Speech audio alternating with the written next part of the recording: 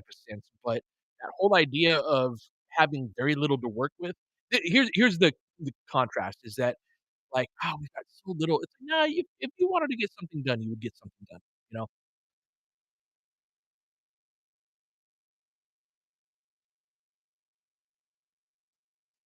Yeah, let me know. Tyler, I'm in a different location tonight, and I'm in my garage, and I'm hoping that the internet won't have any issues coming through.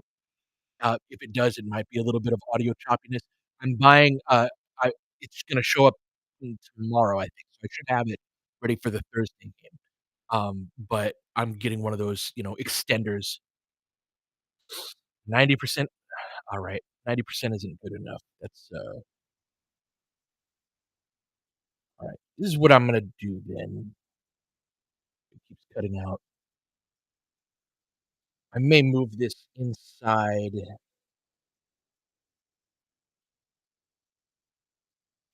Thank you for the comments on the pod today. I'll read them and get back to them in a moment. Give me a sec, guys. I'm gonna mute and reconnect inside so that there's not as much choppiness. I'll be back.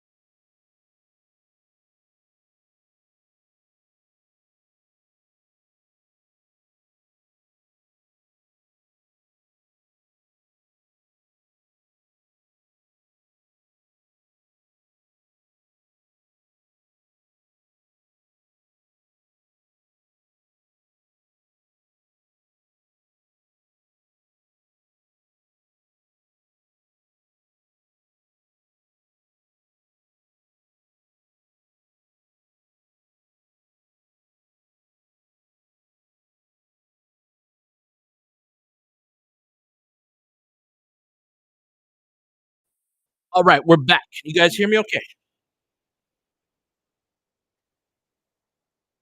Awesome. You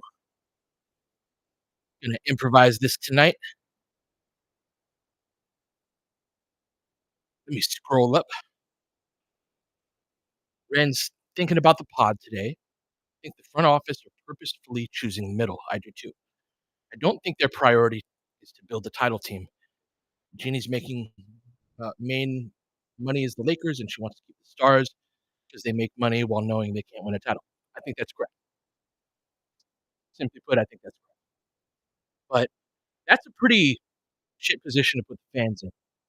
And like, I don't know, I get more and more people telling me that they're less interested in the team than they've been in a long time. And it's like long time being a Laker fan for 35 years um, type of thing. And it's hard, right? It's you're putting your fans in a tough spot. Thank you, Rob. Thank you, Roy. Good to see you, Roy. Tyler. Yeah, I think it is gonna be a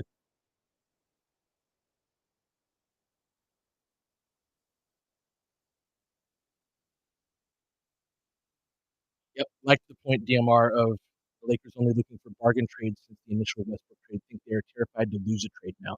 Yeah, because there is there is risk. Like, think of everybody's behavior through the lens of keeping their job more than anything else. And so Lincoln knows that his main job is to keep Jeannie happy. The audio's bad.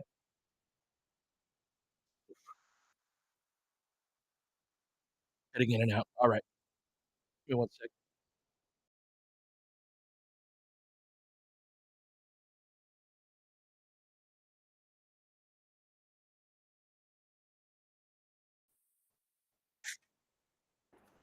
All right, guys. This is me directly through the MacBook Pro. Uh, Probably doesn't sound nearly as present, but can you hear me okay? That's better? That's great to hear. Okay. So glad. That means I can go back out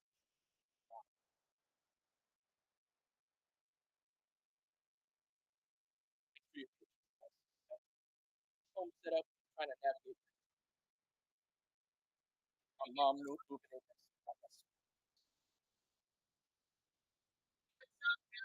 Hold on.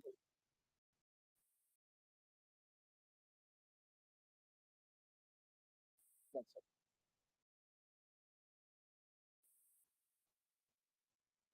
Okay. So that was me going out to the garage.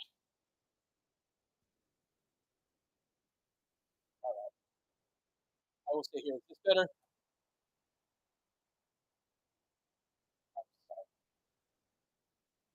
I'm going to sit in my lap and watch the game with me on the chair. Still very quiet?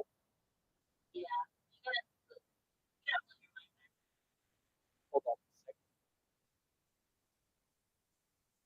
Yeah, one sec. I'm going to make it louder.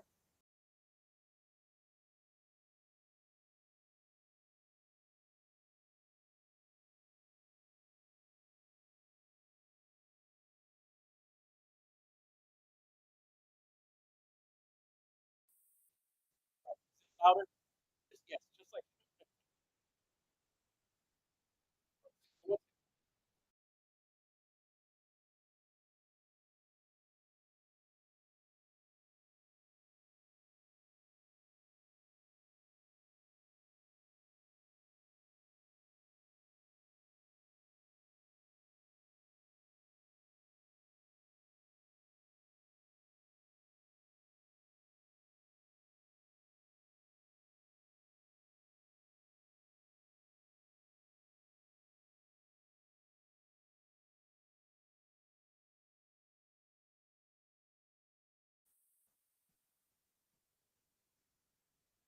all right, guys.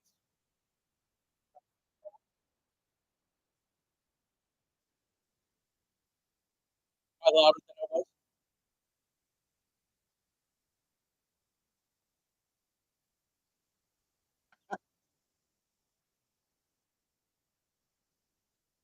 Can you hear me? Jesus.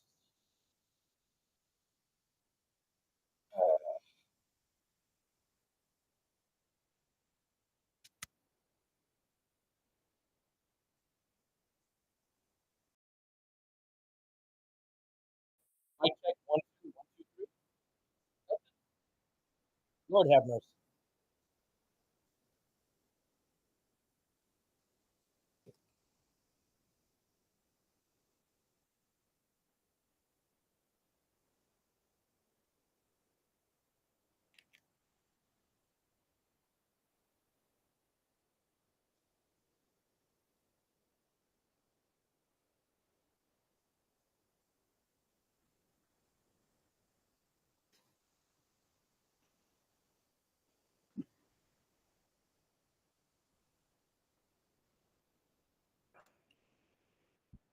Mic check. One, two, three.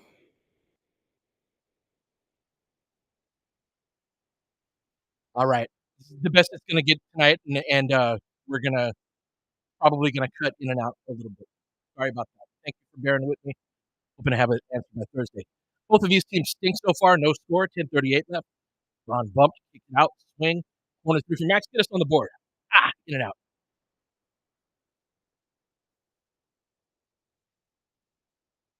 You know, ball swing, kick, off the chest, cuts off the drive, all the way to the basket. Easy drive to the rim. No low man help.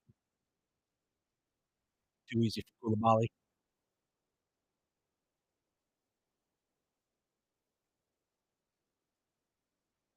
Deep post steal by AD. Ball hits his hands, doesn't catch it, goes out of bounds. Lakers still have not scored in 2 minutes. Oh, Lake Show, Sean. Hope springs eternal, doesn't it? You know better, Sean. But yes, I hope so too. Hit. Rebound from Poole. That rebound. See if the Lakers can crack the stifling Wizards defense.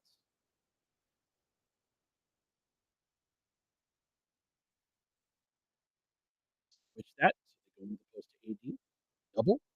On. Shot fake. Oh, good cut. Rui gets us on the board. At it 2, 9:25.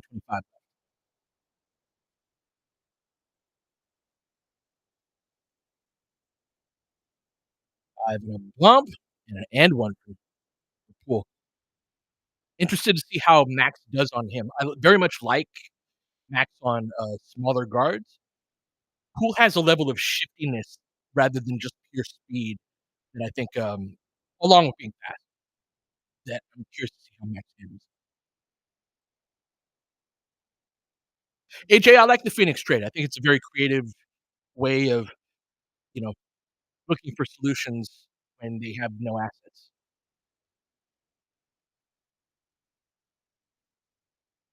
Max on the cut. Tyler hearing my sarcasm.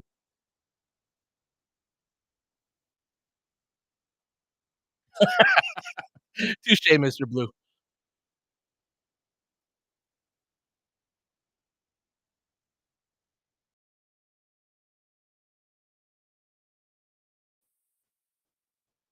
Austin rejects it, has the pick and pop, a little late on the pass. Gets it to AD. The shot, Lakers cut it to 1. 36 left.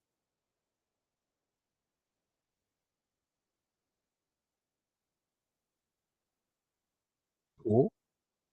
Pick and pop. Free ball. That ball with the rebound. Outlet on the rim run to AD. It's off of his hand. Goes baseline. Foul before the shot. Keep it here.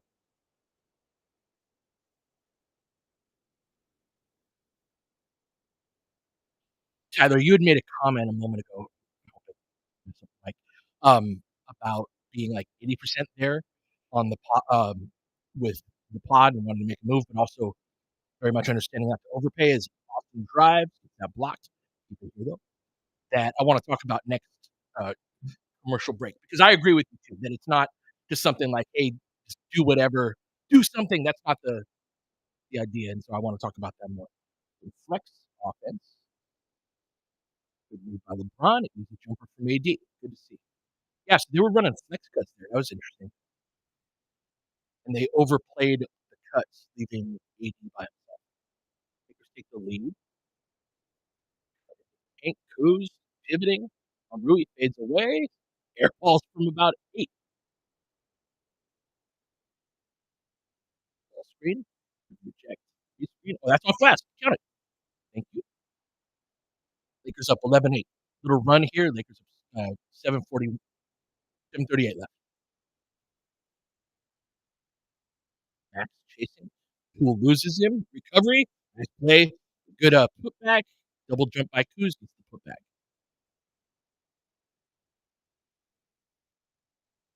Ooh, nice cross. Austin lobs it up to AD. Set that up perfectly.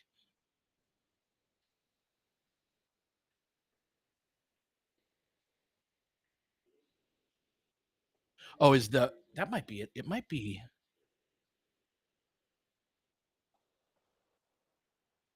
Is this better from a noise gate? Yeah.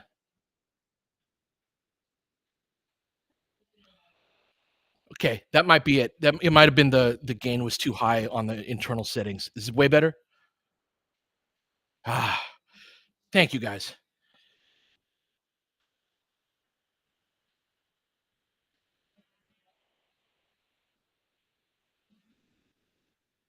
All right, I'll get there, Echo. Give me another half a quarter.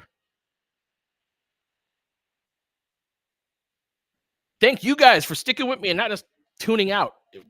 That's obnoxious to listen to. All right, Tyler, let me scroll up to your comment. I hate touching this, but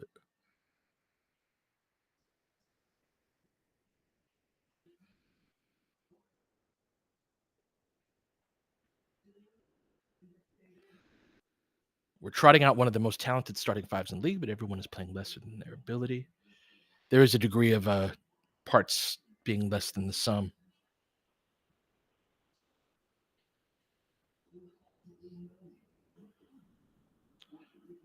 Tyler, I'm sorry, Tyler. I'm looking for your. Okay, here it is. I'm like 80% in with the pod today and most fans. However, I get not overpaying. Don't give first for average guys. I thought the second Westbrook trade was a great one. Need more of those, and it doesn't have to be a home run. I totally agree. And I think that should the Lakers trade the first is more of a philosophical question than it is a measure of the actual reality of the market. And what I mean by that is this is that the Lakers need a backup five. That's, for example, that's one of the spots that they need. And this year's market has an unusual number of backup fives on the market. There are a lot of them. And so the distinction between one of those backup fives and the other, like I think they'd be first off, don't trade a first for a backup. And I think there's more a more broad, like don't trade a first for role players that I don't entirely agree with, but I do get the that you don't want to spend on that. But since there are so many backup fives that are like, yeah, that guy would be helpful and certainly an upgrade from Jackson Hayes, I don't think that any one of them distinguishes themselves from the others, with the exception of Kessler. Um, with the exception of Kessler, uh, I don't think that there is anybody that's worthy of first. And the reason why Kessler is not only do I think he's probably the best player of the fives available, he's also young, could help now and in the future. I also think that he'd be very easy to trade. He's cost controlled on his next contract. You have his restricted free agent rights. And most importantly, in the spirit of winning now, his contract is so low that you could actually add another player than that you would otherwise not be able to if you traded for like Robert Williams, for example. And so being able to add that additional player to me is worth even both of the first, along with I think his individual ability is worth a first on its own. So the combination of the two makes me like I would give two firsts for him and probably no first for anybody else. To Tyler's point, like, do you trade a first for Brown or Brogdon? It's the same type of idea there, right? Where the type of guys that are available on the perimeter, none of them are like, "Oh, man, that guy's really gonna get us there," unless you're talking, DeJounte Murray, Anthony Simons, neither of whom I think are super available.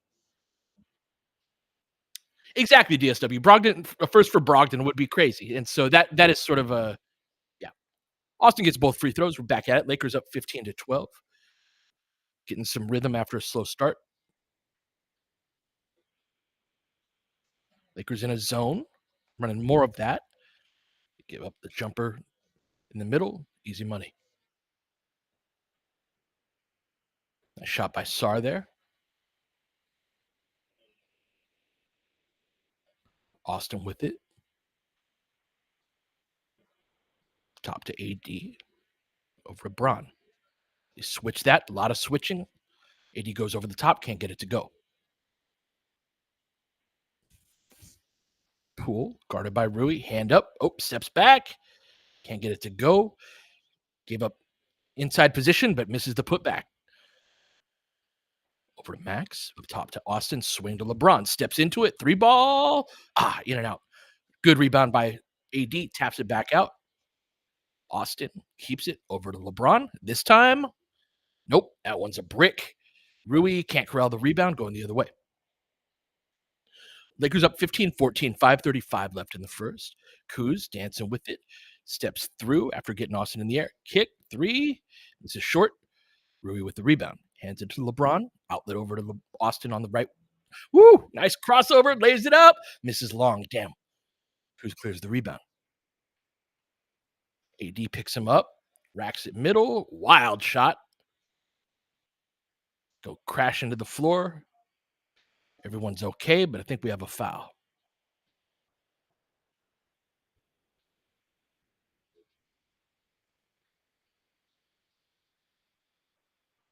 Hey, what's up? What's up, Griff? So Miles Turner is one of those guys that I would love to get Miles Turner. I'd be all over that. I just don't see why. Like, is there a situation going on with Indiana? Otherwise, I think they try to compete and win with him because they have designs of competing on their own. So Turner, um, Bobby Portis is a guy I like as well, that if Milwaukee wanted to trade him, that'd be great, but I just don't see him being on the market. Um,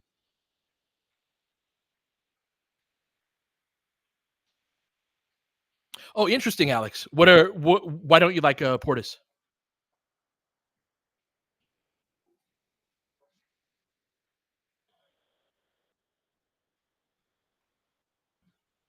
Crush, I got you with the time code. We're at 5:14 right now, but Kuz is at the free throw line.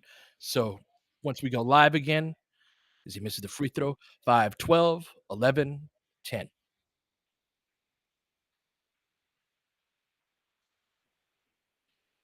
All right. Inverted ball screen. These are the minutes where we really run through AD a lot, just forcing things to two people. Misses. Kuz. And why we.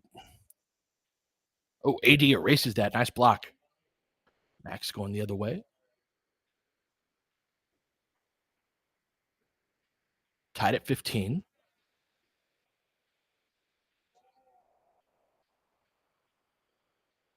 AD and triple threat up top. DFS in the corner. Gets it to go. Nice.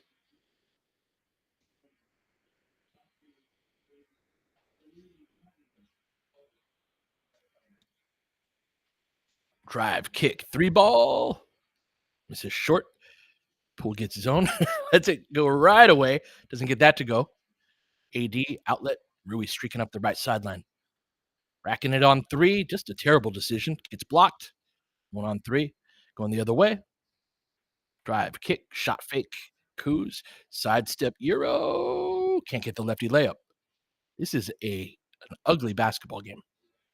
Lakers up 18-15.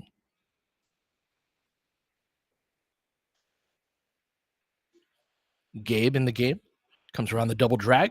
Pops out to DFS. Racks it. Drive, kick. Corner three by Max. Skips across the rim. Kispert clears it, going the other way.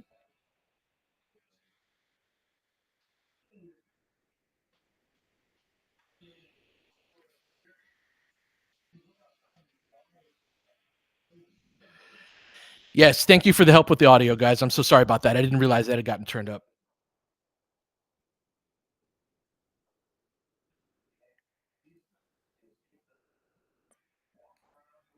Yeah, it's been a minute since a decent Kuz game.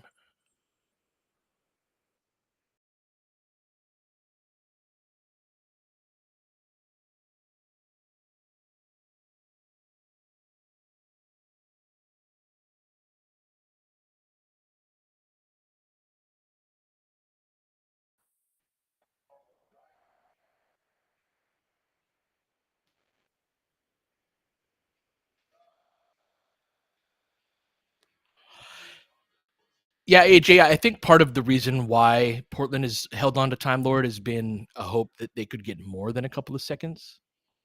Um, but uh, yeah, I'm not sure that they would, especially in a market that has a lot of fives. He also has an extra year on his contract. So one thing, low key, I we'll talk about this a little on the pod too, that the uh, DFS trade did that also is part of the reason why I think Bruce Brown is high on their radar is if they were to trade Rui for Bruce Brown, I think part of the value they would see from that is they'd get off of money. And so I wouldn't be surprised because DFS expires this summer too, you know? Yeah, Royce. So DFS was on a minutes restriction. Why they didn't communicate this to us, I'll never know. But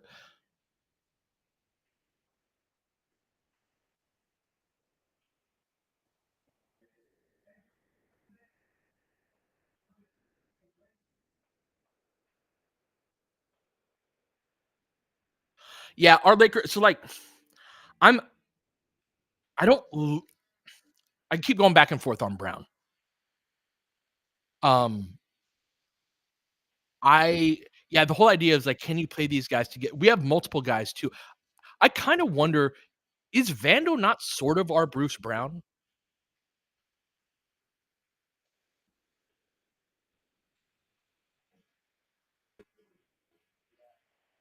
So if he is coming back, I might have him just slotted into that role, and not because I don't like Bruce Brown or don't think that he could help us or anything, but there's a certain amount of if we put too many just defenders out there.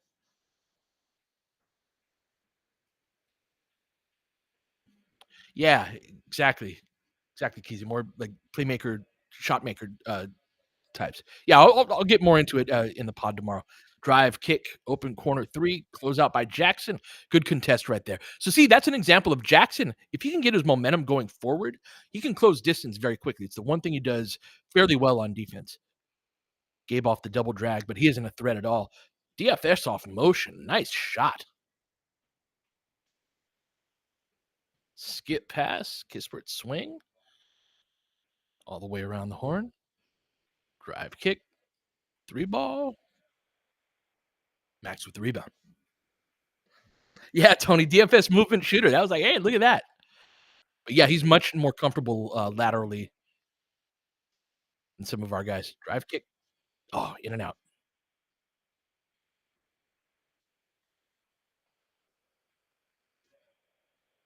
I do too, Crush, in that like I think that Brown can do more than Vando offensively. So it's not, and player comparisons never really are a one-to-one type of thing. But I think that Vando has that job occupied. You know what I'm saying? Like he Brown would be duplicative with Vando, I think.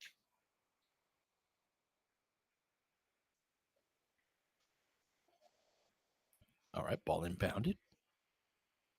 Pool spins off, gets off the other curl. Nice pass. Sidestep three, takes his time, gets it to go.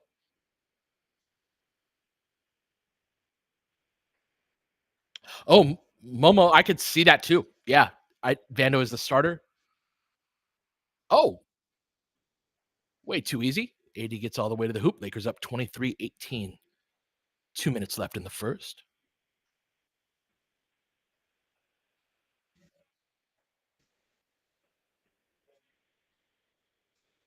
All right, Lakers with the rebound. What's up, Broner's dad? Lob to Jackson. All right, Wizards playing very unserious basketball. Former Lakers assistant Brian Keefe, their head coach, calls timeout. I think is it tomorrow? I thought Kobe did it on the 22nd.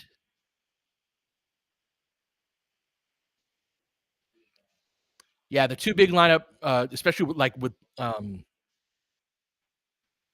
at the end of these first quarters, third quarters. This is the time to see it. It's great to see.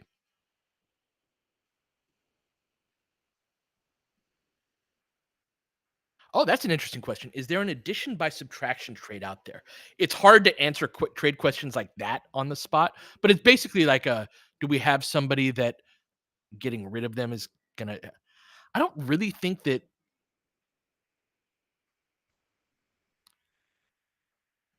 you think Gabe is addition by subtraction, just trading him and say we just didn't get anything back, future second round pick or whatever, that we're better? I don't think you could delete either Rui or Gabe off of the team and just be better. Yeah, so to Crush's point, the top 4 players salary-wise on this team for the Lakers are front court players. The highest paid guard is Austin.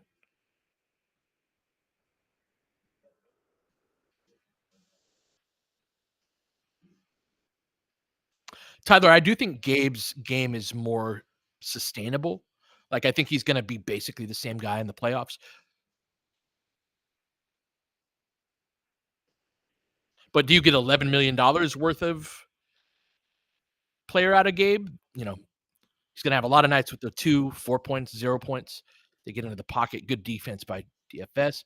Gabe bodies him, steps over. Good help by DFS. Being a pest. Good stuff. Lakers going the other way. AD checks out. Braun spinning middle off glass. Nice shot. Shaq and Sacktown. Yes, I think it could. I think it looks different with Vando versus Max, but yes. They switch that out to Kuz, whips it over to Kispert. Gets Gabe on his feet, recovers, double pump. Oh, bull crap.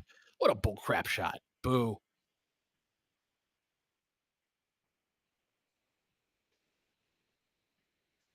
Less than a minute left. Lakers up 27-21. Skip pass right to the other team. 2-on-1, going the other way. Lobs it up. Easy layup.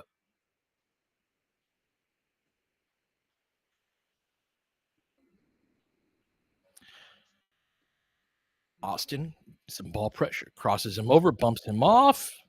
Gets shot off the window. Wanted to charge there, but it's good physicality from Austin. 29-23 gets the 2-for-1.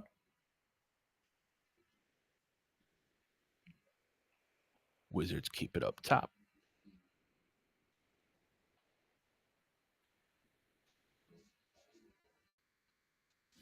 Good job by Austin getting over the top of that screen. Puts ball pressure, splits it. Jackson gets a contest. Oh my goodness, Jackson got a block down there.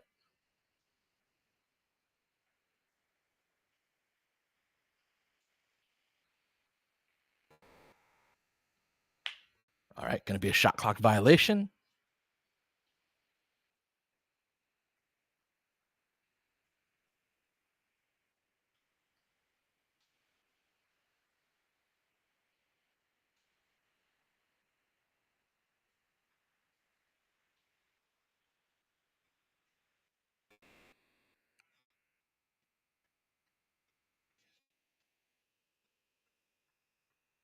All right, Braun looking inbound, gets tipped away again. Austin rip through, deep three.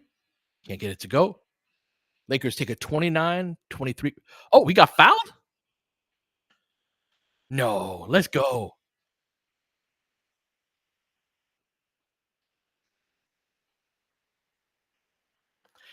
Lonzo for me is a guy that, like, if you could trade me theoretical Lonzo, yes, I love me some Lonzo. Yeah, I can't do two rotation guys for him. Even one is a bit tough, but yeah.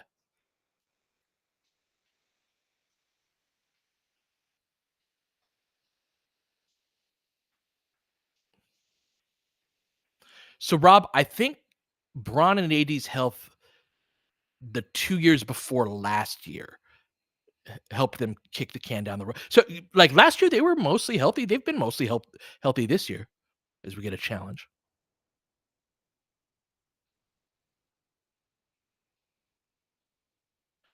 The difference for me, Tony, between Lonzo and Robert Williams is I've seen with the injury issues, I've seen Robert Williams be very good in the playoffs, deep into the playoffs on 2 separate teams. And Lonzo's I don't think has ever played in a playoff game. So, beyond just the injury, these guys barely play type of issues, like, I know for sure that Robert Williams can perform at that level. I don't know for sure that Lonzo can. And also salary, right. Yeah, that's the big thing is that he makes $21 million, whereas, Robert Williams makes, like, 14. So you can get to him. You wanna trade Gabe for one guy or yeah.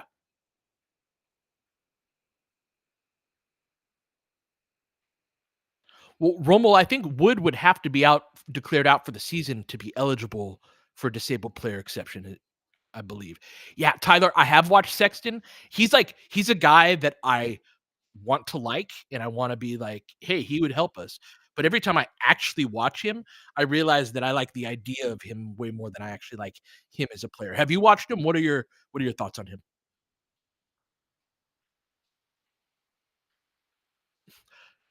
So, for example, defensively, he's got some tools and he's got some motor, but he's very sloppy with his technique and gets lost a lot, right? Like, he should be a better, uh, get a successful challenge, and I think that's the right call. We could use his scoring pop for sure, Tyler. He is also at I think he makes 18.3 million or something like that. So at that point, basically you wanna be able to get to a player with either Rui, and I wouldn't trade Rui for a Sexton, um, but, like, ideally, that would be a Gabe trade, right? Gabe, it would have to be Gabe and 3 other contracts. I don't know if you can get there. Get a heave and the quarter. Lakers up 29-23.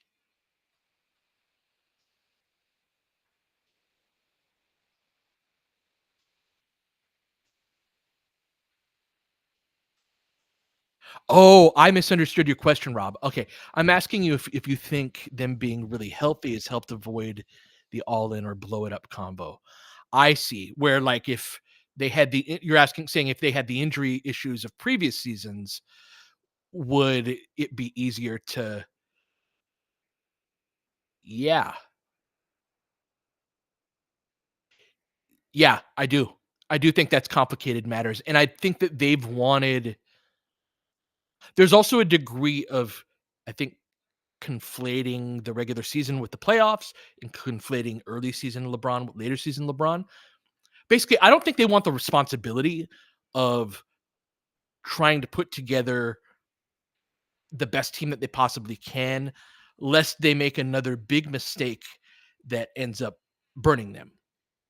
And so LeBron and AD, this is a cool angle. I hadn't thought of it from before, Rob. So I like that. That Rob and AD or Rob, LeBron and AD being healthy these last 2 seasons, and they played great in the playoffs last year. This is what it's all calibrated toward. This is the regular season isn't an exhibition season, it's more important than that, but the like, when it comes down to the high level basketball, they were very, very, very good, those 2 against Denver, and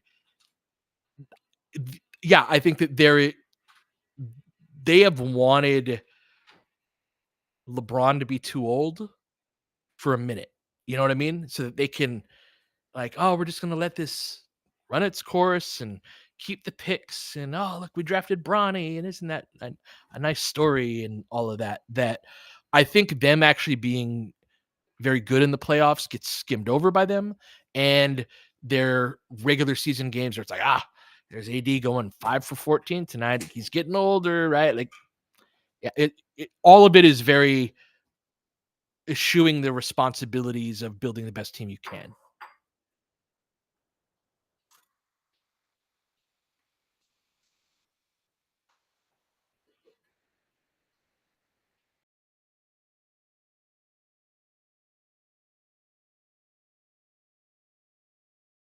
One sec.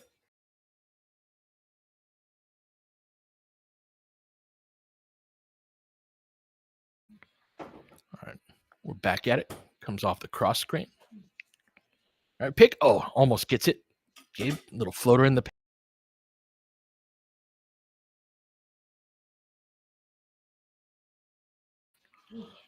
Braun.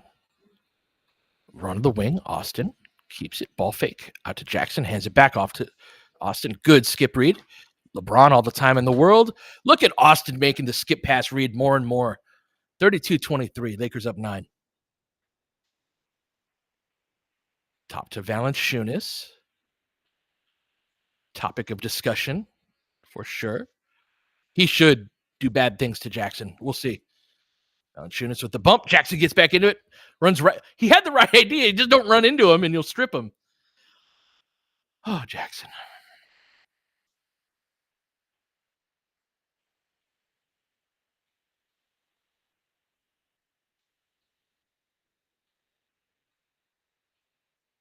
Let's talk more. Forgive me. I know a couple questions about trade stuff and things like that. Let's talk more about that at halftime so we could have a more extended conversation.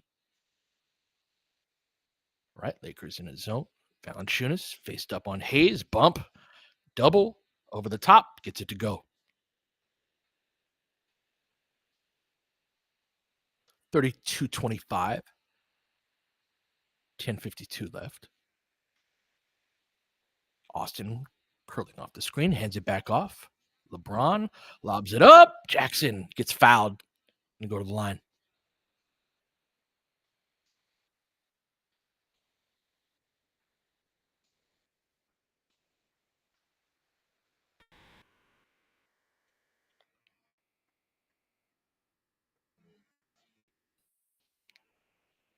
Yeah, Alex, Jackson gets moved fairly easily, and Jonas moves people fairly easily. So that is a terrible matchup for him one on one. Oh boy, barely grazed his front of the rim.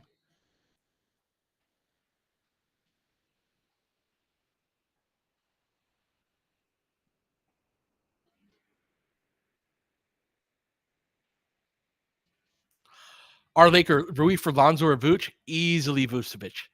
I'm actually here's my main things. Again, I'll go over this on the pod tomorrow, but like the Lakers have to be able to get a rebound on the other side of this trade deadline if they want to be a decent team.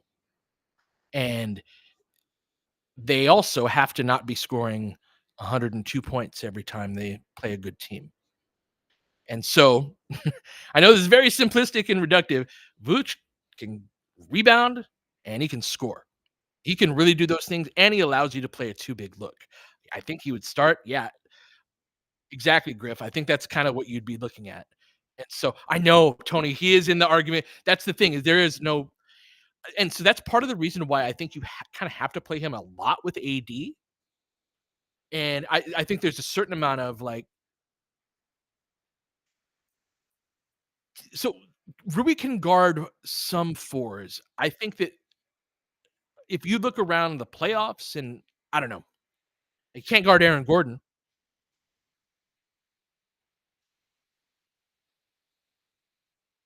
Ayo's not available, not for kind of conversations we're looking for. Oh, completely blows the layup.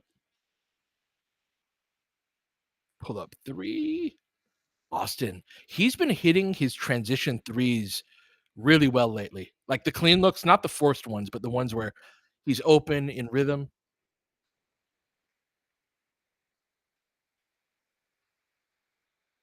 Yeah. 36-25. Jonas in the post off the cut. They just keep getting beat on the cuts, on those cuts. Austin that time.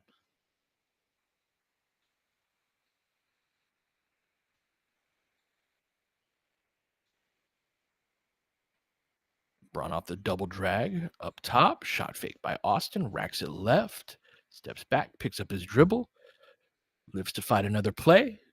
Ghost screen. Shot fake. Great stuff, Austin. It misses it wide left. Doesn't even come close on the three. Everything but the finish. Crossover. Kuz. Okay. Sar racks it. Drives, kicks. 3-ball from Kispert. Gets it to go.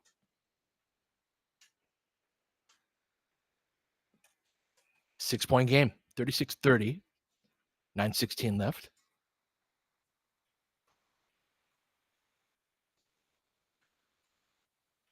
Austin, skip it again. DFS racks it. Good read. Swing by himself. Austin, knock it down. Can't get it to go. Good drive and kick basketball. Dorian Finney-Smith really knows what he's doing in that respect. Kuz with the spin. Jackson with the swat. Was it DFS, not AR? Okay, good call out, Mr. Blue.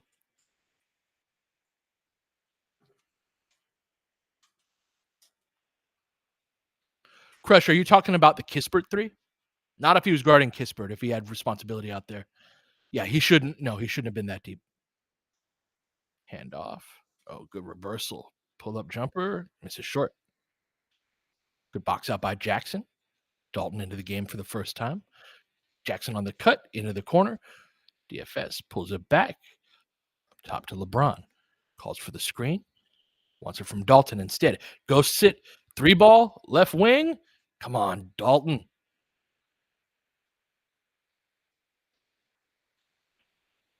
Three-ball from Kuz. Gets it to go. Got ourselves a 3-point game and a Lakers timeout.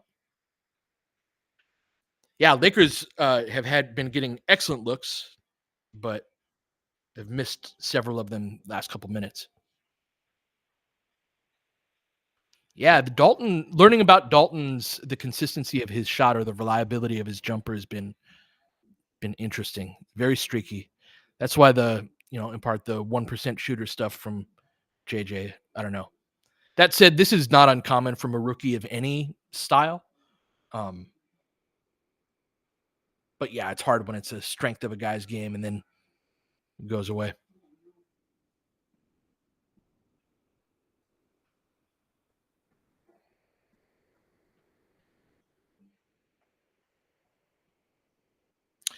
Broner's dad, how long you think till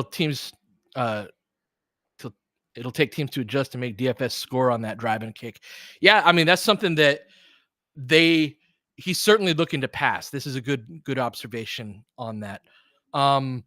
Probably playoff time. I don't think DFS is super high on the scouting report on anyone's regular season game. I think when you're playing the Lakers, there's several other players that you're going to get to first, but come in a playoff series, they're definitely going to make him a finisher around the rim.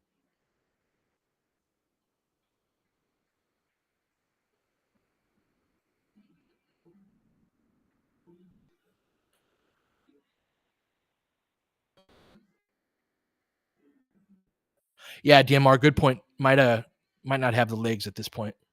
Dalton.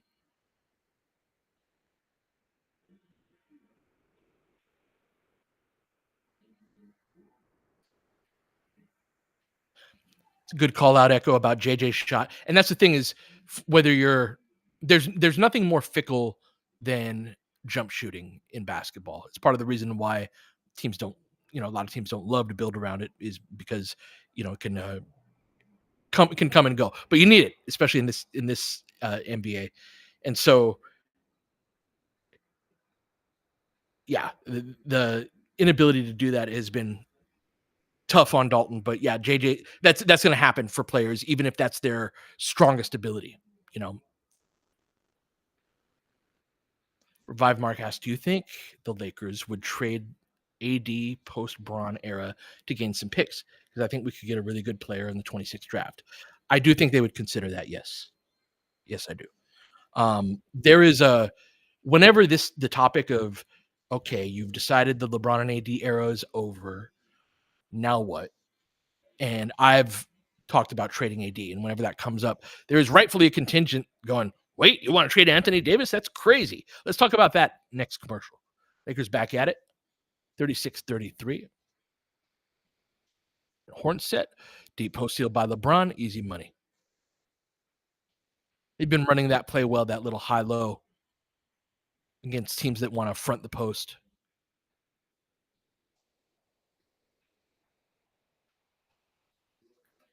Drive and kick, corner three from Valanciunas, or not a three, but a long two there. They're switching, so they're going to get the ball to LeBron. Faces up, racks middle, drives, kicks. Dalton swings. Probably should have shot that. Max tough three. Misses short. We got Austin, Dalton. There's a quick three. Austin, Max, Dalton, LeBron, and AD in the game right now. Austin with aggression bumps him off. AD didn't want the trailer three. Back up top, into the pocket. AD lays it up and in. And yeah, that's the defensive range of Valanciunas is very limited on ball screens. Yeah, his inability to defend ball screens is like kind of the killer for him and Vucevic, right? Swing, swing. AD skies in for the rebound. LeBron in transition. Max gets an open corner three. Misses that too. Been cold. Austin with the rebound. Lobs it up. Oh, dunks all over Valanciunas on an alley-oop. Let's go.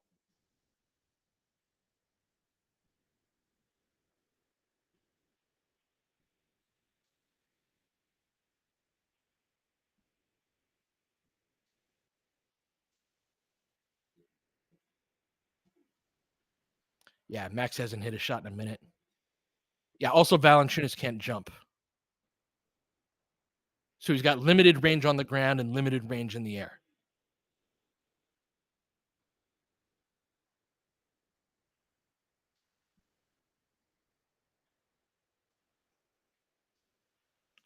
And even then, Roy, like you just run ball screens with Murray and Jokic, and you're going to be able to score pretty much every time if Valanciunas is the guy that's defending the ball screen. Russ and Jokic, yeah. In the minutes where Russ is in the game and Valanciunas can guard him.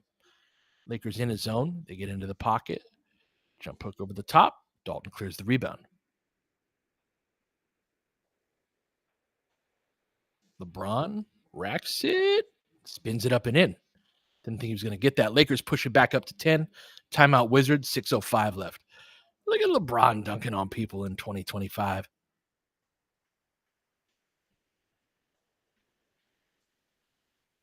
Whoop. Nice shot.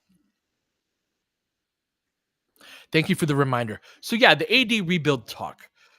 Basically, it is my thought is that AD's contract jumps next year. That's part of the reason too why I think we should be if we've decided that this era is over, we should be looking to trade AD at this deadline because his contract does jumps up to like 55 or so this next year. And so he's going to be much harder to trade. People will absolutely be interested in trading uh for AD. But I brought OKC up. All they'd have to do is trade Isaiah Hartenstein and Isaiah Joe for AD, and they can get there. And so I know they'll never do that, our Laker. What I'm saying though is that if you're going to build around AD, what does that look like then? So you've got Austin coming up for in the summer of 26. What do you think Austin gets paid on his next contract annually? Just rough estimates. And consider that you've got the new deal coming up. So we're saying 25, 30, 30 to 35. I'm kind of in that 30-35 range would be my guess, but I think we're all in the same type of thought, right? And so if that's the case and you stack that onto AD's contract, then you start looking at a team where it's you're losing LeBron, but you're actually not gaining max cap space for a player, which is before you even get into the fact that like free agency for max guys is pretty dead. And you have to have a certain amount of picks to trade for that type of guy. And so like who would that be? Maybe that type of guy pops up, but you'd have to trade a lot in the way of contracts to get to them. And so the commercial length version of my argument is as somebody who sat down and for like a whole week and went over like Lakers this year, future plans and all of that, every version of the team that I tried to build around AD post LeBron era, I couldn't get to a version where I looked at it and I was like, "Oh, that team's kind of close." Like I couldn't even get to a team that I thought was remotely that close because it's what I think it does is damn them to picking ninth in the draft every year. And Voxic exactly that. And the routes to getting those players are so limited now that how are you going to get that player? And so, dot, dot, dot, next commercial break. Good low man rotation. Ah, gonna count it. They said Gabe was a little bit late.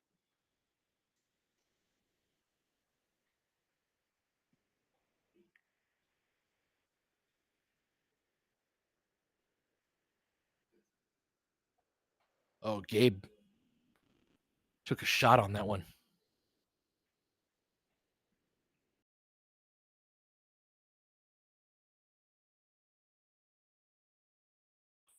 Oh man, that kneecap square right to the gut.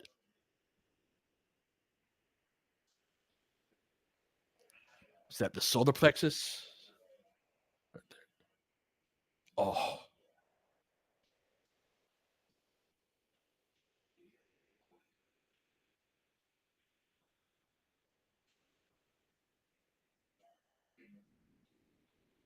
they might want to challenge it.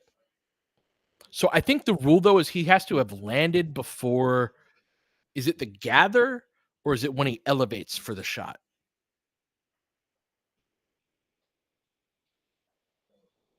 Yeah, I like Koulibaly too. KG Cheerios.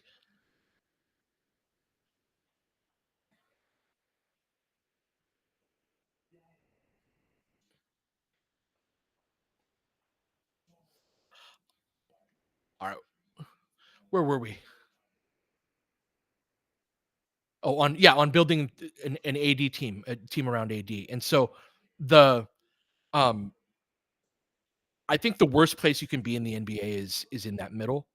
Um and so that is and we will probably not on this pod, but in future pods for sure. I'll lay out a lot of the details of the why I couldn't get to a competent team, and this is sort of like the facts of why. Like I don't think you can get there, but basically, I view next season as if this era is over or coming to an end, then next season is our first opportunity to get a really good pick. Yes, Bulls region of mediocrity, like the worst place to be.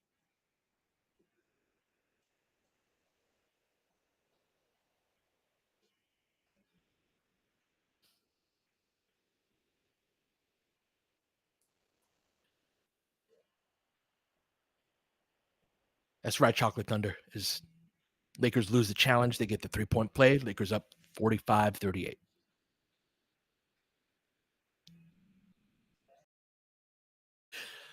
Ball up top to Gabe, rips through into the pocket. AD lays it up and in. AD is still so good as a roll man on the ground because he catches anything that you throw to him and can kind of nimbly navigate and knows how to settle into the windows of the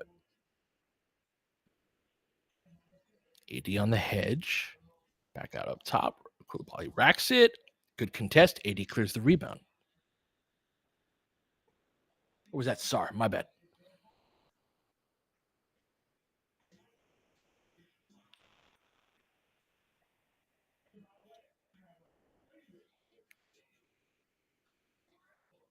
Lakers up 9, 47-38. 5:16 left. Up on the wing, up top to Gabe. Over to Max. Good angle by Poole there. Good defense by Poole. Max coughs it up. Over to George. Puts some steam on it. Good contest by Rui. Going to be a foul, though.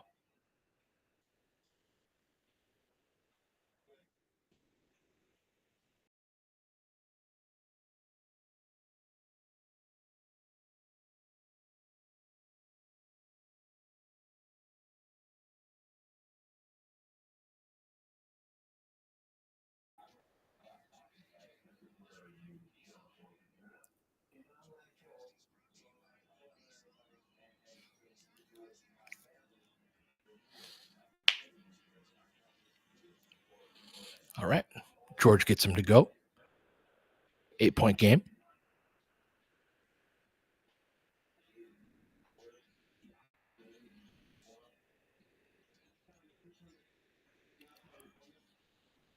Down screen from Max.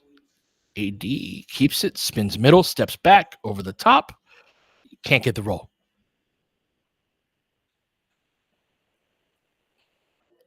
Poole behind the back, goes middle with the floater, back rims it. Max with the rebound.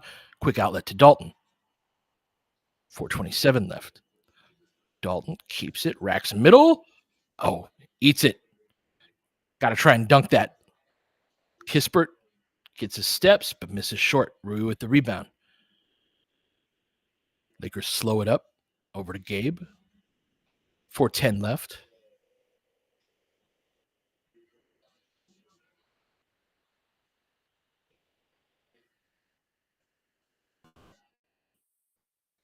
What's up, Star Killer?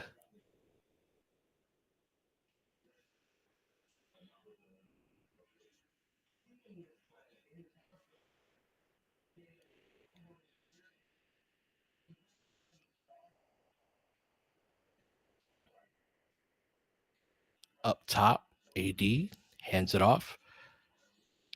Braun mishandles it, coughs it up. Kispert with the outlet. 2-on-1.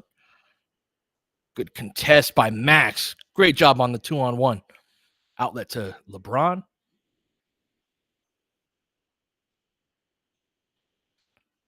Drop step in the post. Max swing over to Rui. Back to LeBron. Fades away. Oh, that was a lob. AD taps it in. Awkward play, but we'll take it. Back up 10. 3:29 left.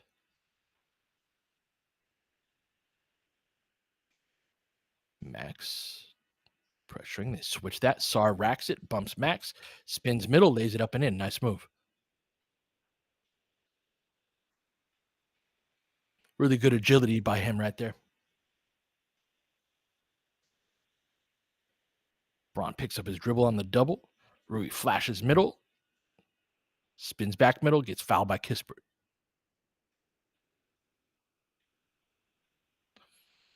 Yeah, you can't let Kispert guard Rui. You gotta punish that. Be physical with him.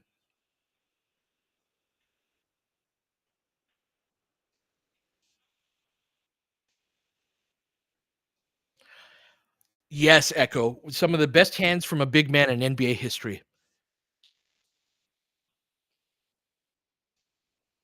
And when he could really jump,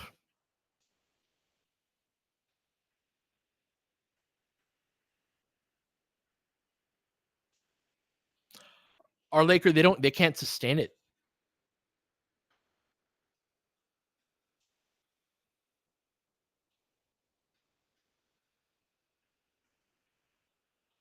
Yes, he was DSW by a good amount.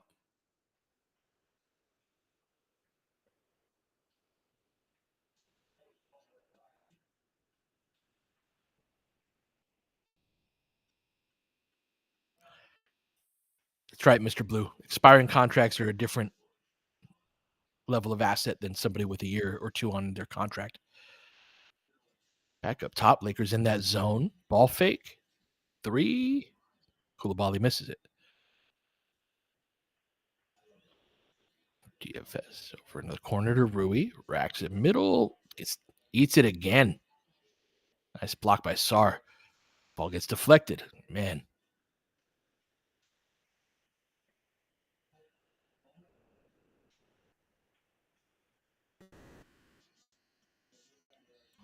I don't think his bounce is gone. Well, I think some of his bounce is gone. I don't think his bounce is gone entirely. I think he's the Lakers cough it up.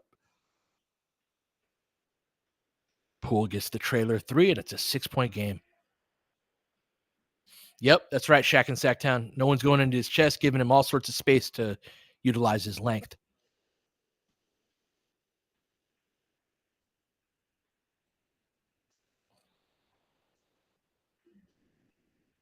Braun faces up, can't get it to go.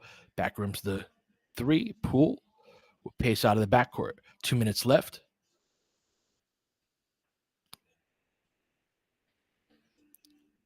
Into the pocket. Sar spins middle. He likes that move. LeBron saw it coming, though. Over to AD behind his back. Keeps it, fades away while getting bumped. And one! Nice shot. Just insane level of coordination.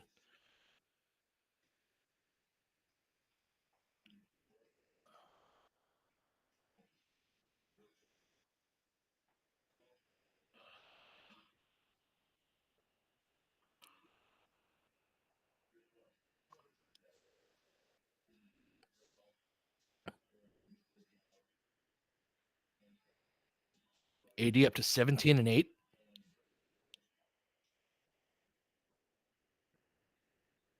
Can't get the free throw, though.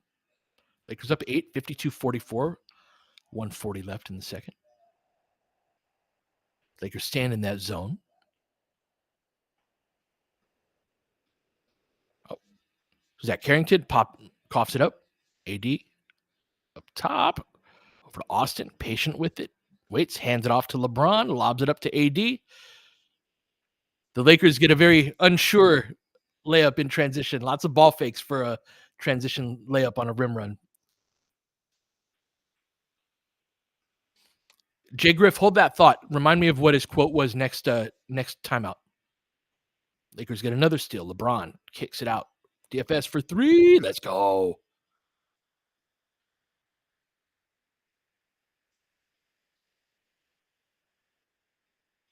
Yeah, he's 3 for 3 from three.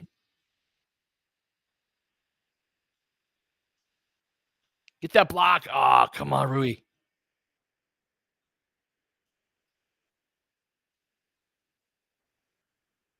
Yeah,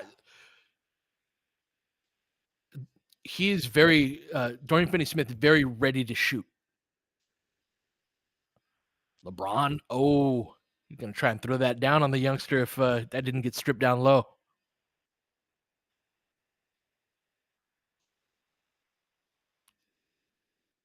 That's how I see it too, Crush, is that AD, he'll get up there from time to time, but he only does it when he has to.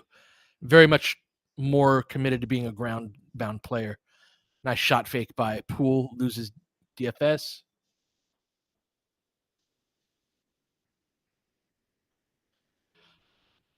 I like the idea of the Lakers zone. They just don't run it well. Like it's a very high schooly zone. Split that. Austin gets tripped up, gonna get the whistle, go to the line.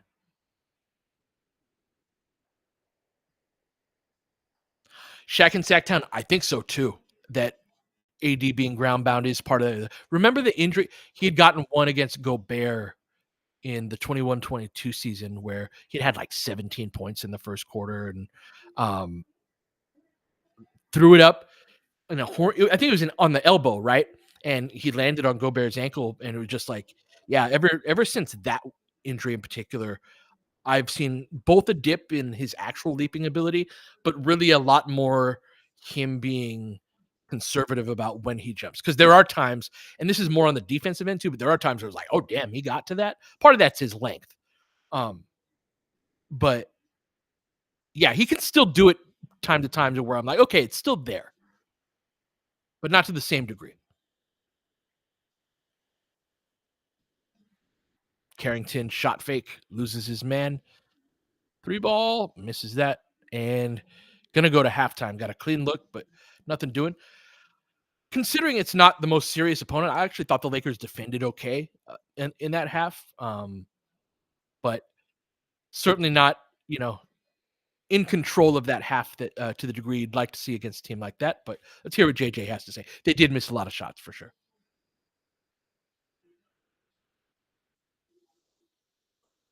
Yeah, Redick saying it could have easily been a 70-point half, which I agree with.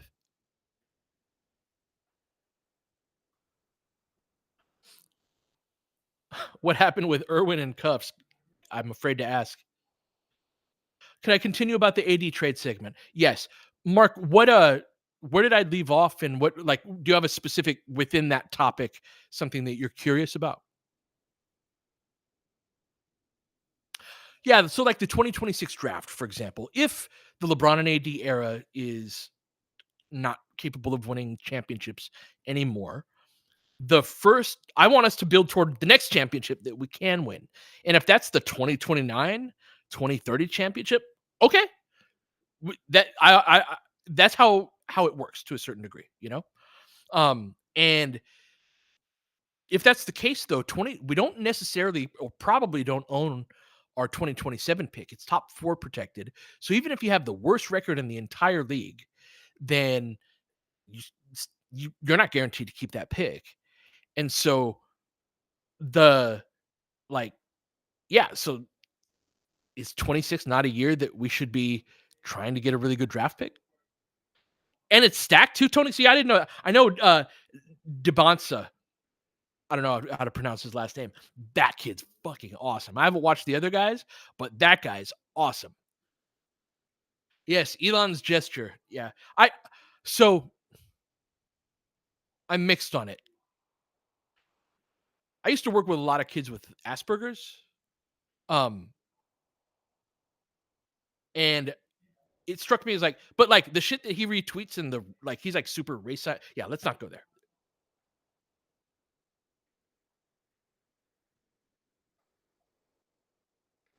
Yeah, exactly. Elon supports the AFD, things like that, right?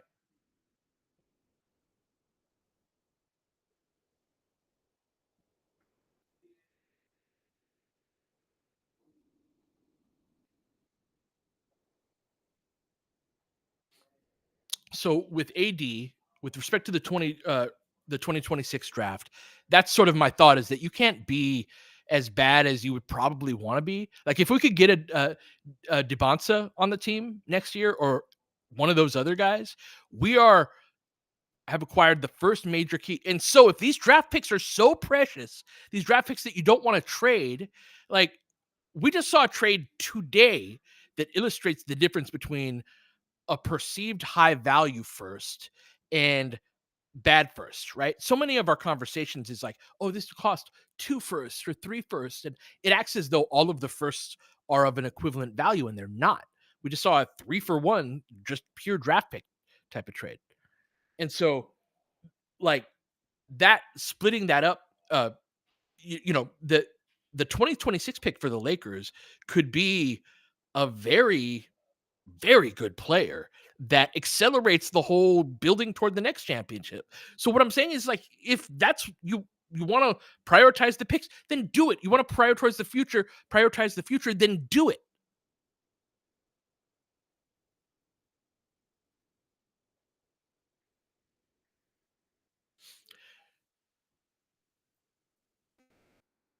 Tony, I don't think that one would be enough for Kessler. No.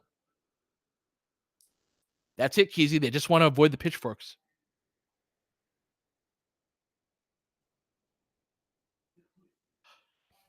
I think so too, Renz. But and that's the thing too, is that you say they want to prioritize money and future. In the version that I'm talking about of being bad next year, like I don't know. I feel like if you run this back or version of this back and it's basically the same team, I think that you're actually harming your money more, as counterintuitive as like, you know, not having LeBron or AD on your team is obviously bad for your business that year. But I think that like building toward the future, I think you have to take an active measure to try to keep that 26 pick. Do you not? And like have it be a decent pick?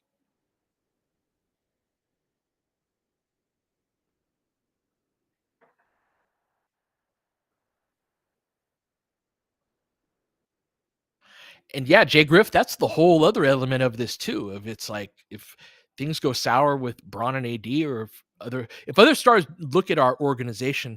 Remember when we were freaking twerking for LaMarcus Aldridge? I don't want to be back there.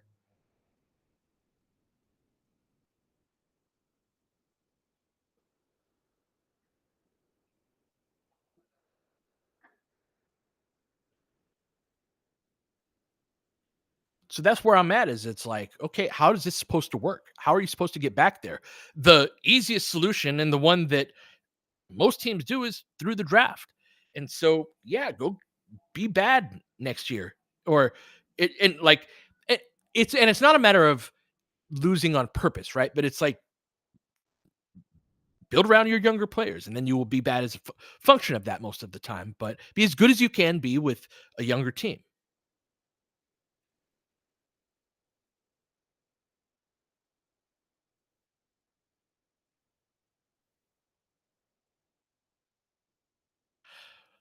Renz, you've been on fire today. I think you are spot on with that. There is a imagine being on the end of fan vitriol that Ginny is on, or imagine being in the shoes that Russell Westbrook was wearing on being the recipient of all of the negativity that can come from Laker fans. D'Lo, right? Andre Drummond, Lamar Odom back in the day. This is just part of a very passionate and large fan base that's going to be a part of it. And I would bet that feels like absolute shit. D'Lo's comments the other day of like, I'm just really looking forward to moving on more than anything, I thought spoke to that to a degree. Danny Green got some of it. And the like, yeah, that to me is, I, I could imagine, yeah, that doesn't feel good. And so I think from Jeannie's perspective that she's kind of over it to a degree. I can tell you from being there, she never, not once in my 4 years there, and I'd asked, I was like, has she ever addressed the organization? No. Like she's barely around. She'll talk to her crew or her inner circle. Um,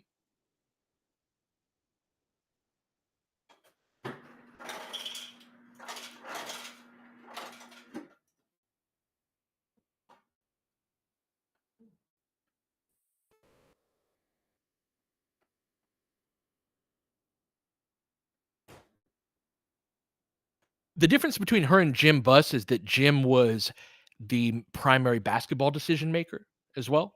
Um, but yeah, it's more like she's more absentee than anything. And so what happens is it ends up, because the Lakers are factional, whomever I, whomever posted Magic's comments the other day really struck me in the playback chat. You'd posted the his comments after leaving, and um what he said after working for the team reading it back, I was just like, "Oh, man, this just makes so much sense." And so if the Lakers are super factional, and that was a big part of his point, is it's like, I got fucking Tim Harris saying I can't fire Luke Walton. I've got Jesse and Joey up in my shit. It's like, no, you need one guy in charge, everybody else to fill their role. So like you run the G League, you be awesome at scouting, but everybody, there's like 6 or 7 people in the room in the strategy that all thinks that their strategy is the way to go. And they're all kind of like fighting with each other. That's part of why I bring up the wins, right? In terms of like, yeah, this one person, this a G leaguer hit, and that's a Joey win. A draft pick hit, that's a Jesse win. A free agent signing or a Rui trade is a Palinka win. And that they all hold those a little bit tighter because they're all sort of in competition with each other too. And that type of environment exists and festers because the leader at the top does not unify the factions. And so they're left to kind of quarrel with each other. And so the like Jeannie's absence, someone asked me like, would it really matter if Jeannie were around? I think it would. I actually think Jeannie has a lot to offer in ways that would be super useful for this group of people. Um, if she were more engaged in it, and a big part of it again is sort of like as a mediator in between, and so I don't know. And there's dynamics between her and her younger brothers. Like Jesse and Joey grew up in San Diego with their mom, and they like Dr. Bus was in their lives, and they were the ones that took the biggest interest in the basketball right away, and so that was a big part of that. But like Jeannie's relationship with them, they didn't grow up as siblings in a way. It's easy to paint the Bus brothers and the Bus family as brothers and sisters, which they are. But when you're 20 years older and you don't grow up in the same area or house, it's just like they're not that close. And there's been a degree of like talking to the media and just like, why can't you keep our shit in house? That I know has frustrated Jeannie. Um, KG Cheerios, Tim Harris runs the Lakers business operations. So if you actually work for the Lakers, Tim Harris impacts your life 100 times more than Rob Pelinka does, aside from, if the team sucks, it makes the job suck a little bit more. If the team's good, it makes your job better. But in terms of like who's running shit around there, like that Tim Harris, right? And so he runs the business side of things. But again, it's part of like the everybody bleeds into each other's jobs. This is Magic's point. It's like, bro, you run the business. Like, why are you talking to me about we shouldn't fire Luke Walton? Well, that's the thing, Renz, is like TH is in on the meetings. And the way, so to answer your question, the way that it works with the Lakers is you have all of these voices in the room, in these meetings, then they talk about it, and then ultimately they come to a decision that Rob is the ultimate decision maker that's empowered with that, but he has to kind of synthesize everybody's opinions on stuff. And in a lot of ways, he's got to rank like, do I care about Joey Buss's opinion as much as I care about LeBron James's opinion in 2021? No, right? And so that is sort of like the what he has to navigate there.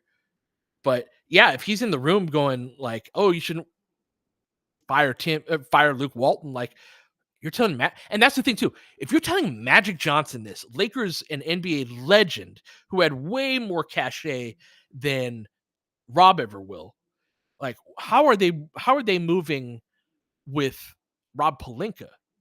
This is not like a unified group of people that are all rowing in the same direction, you know.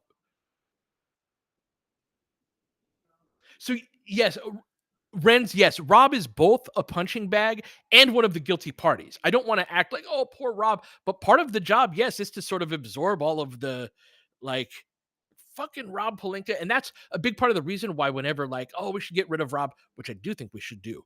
But a big part of I'm like, you're not fixing the underlying problem because he's just the front of they need to find a really good basketball person, give him the job, and get the hell out of that person's way.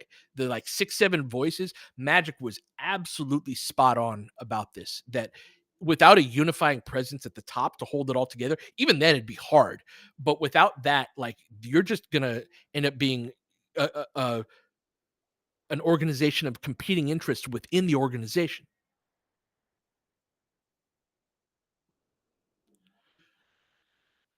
When Jerry was around, who had the final say in all operations? So it depends on the business operations versus the basketball ops, but it was usually Jerry West, and then it was Mitch Kupchak, which with with support, and then it was Jim Buss.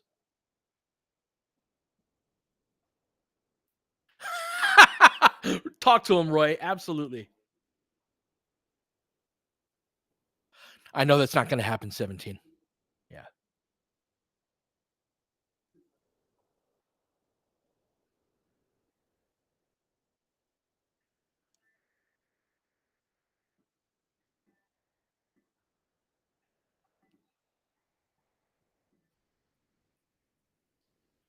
Let me get my water. One moment.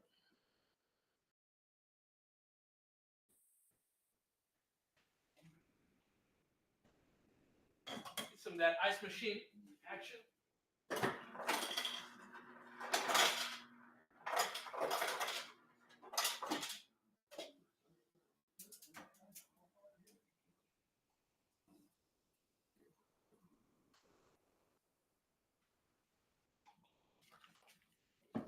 And we are back at it. Sound's been good. All right. Pool spinning back the other way. Fantastic. I'm so glad. Thank you for catching the gain. Goose barely grazes the front of the rim. LeBron tracks it down. Awesome. Good to see you, Daniel. Bad entry pass by Austin there. Back out to Carrington. The pocket Pool. Good connector pass from Kuz. Sar over to nice defense. AD with another block. Thought he stepped out of bounds.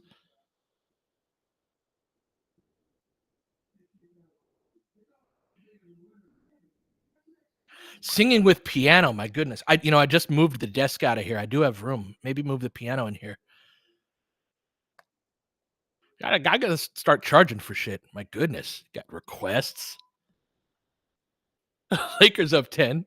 Good read by AR. Terrible defense. Close out. Rattles in and out.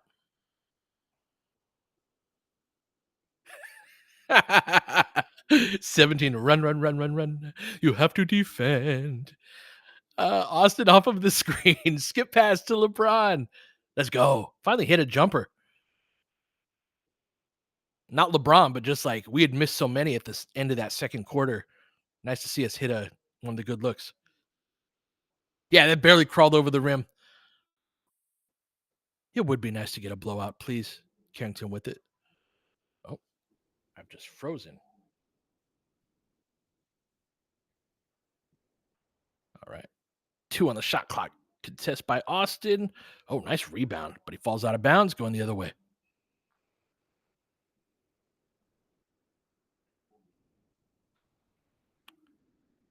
Who was it earlier calling for the blowout? Was that Sean? I think Lake Show Sean. He was the only one of us with faith. We scoffed. Can we get there?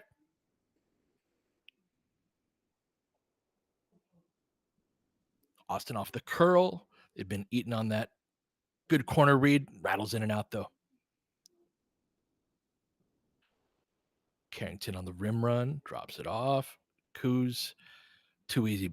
Not great transition defense by the Lakers. Lakers up 64-53, 9:30 left. Austin, post entry to AD. 12 on the shot clock. Faces up. Rui cuts through. Keep cutting through. Got to keep the wheel going. Thank you, Austin. Way late, but gets the back rim bounce. That's the basketball god saying, you can cut again. You can actually keep playing.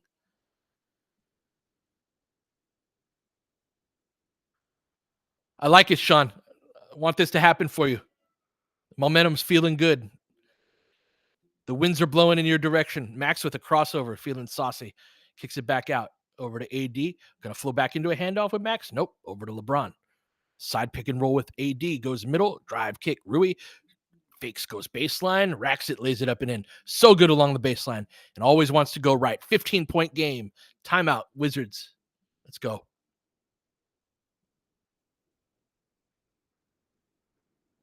Yeah, Crush. So, like, Rui cut through, and what that does is the way that you teach motion offense is pass, cut, replace. Just like the very basics of it meaning that say you're playing 5-out offense for the sake of simplicity. You need somebody to cut through to vacate one of those 5 positions so that the person next to them can fill that spot. And then the person next to that person can fill their spot. And all of a sudden, everybody's moving. That's the underlying principle where that's underneath it, where the players know how to cut and when to cut without running into each other, is that filling the open spot with the player that's next to it. But it all has to start with the player cutting. And so on that play, you have Rui cutting through and then Austin relocating to the spot that Rui was in at the top of the key. And then I don't remember who was next to him. I think it was Max sliding up from the corner up to the wing. And then if Rui doesn't get the ball on the cut, he fills that corner that was vacated by Max. And so you see everybody's in motion and moving off of that. We did it once, and this is when we played Dallas, we did this a lot too. And this happens in a lot of our stuff. We do stuff once and we're like, wait, it didn't beat the defense. It's like, yeah, against a decent defense, you have to like keep the wheel going. You have to keep doing that. So if the first thing didn't work, just resetting back to a stagnant post set is exactly where you started. That's not going to be helpful. And you're not always going to win with your first attack. You have to launch multiple attacks and you only have 24 seconds to do it. And this is one of the biggest problems with the Lakers offense is how minimally or how few attacks they launch within a 24-second span. There are different reasons for that, but ultimately, if you can't launch multiple attacks, you really need remarkable individual effort and shot making to be able to score, or because you're not going to be creating enough advantage to get enough of those type of looks. Yeah, it's night and day, Renz, right?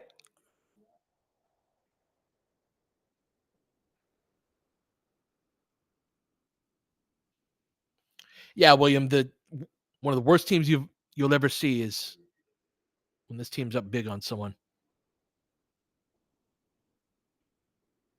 That is a drill they can run in practice.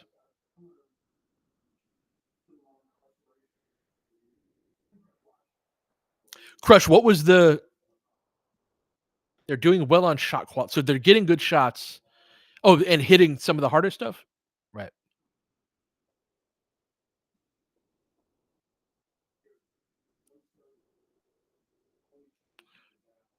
All right.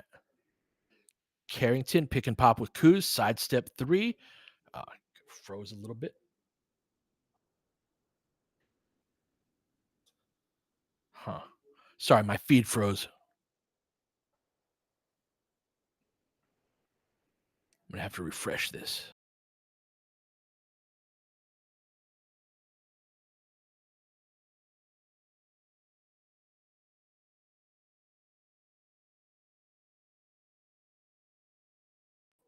We back. We back. Looks like no one has scored. 8:08 left. Oops, up.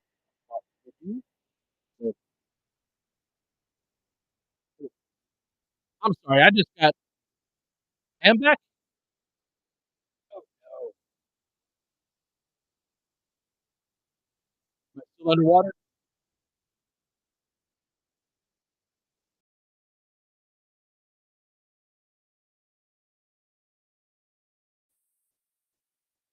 Is this better?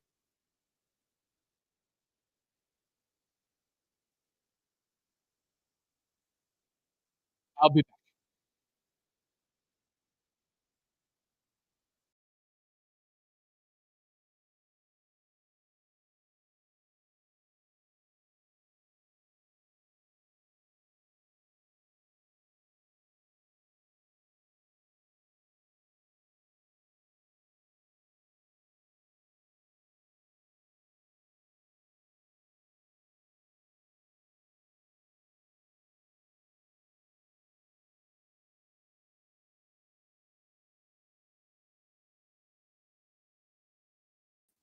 Mic check, 1, 2, 3. Anything? Anything at all? This is so frustrating.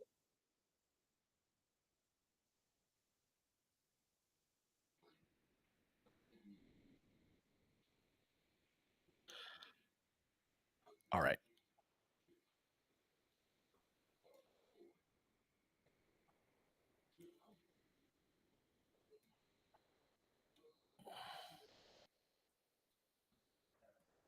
Testing 1, 2, 3. Last chance. If not, I'm gonna restart the computer. Oh, better. Good again. Why not? Floater, off glass. I don't know if I could sing arpeggios. Come on, Max. Good hands, man. Lots of deflections and blocks around the rim.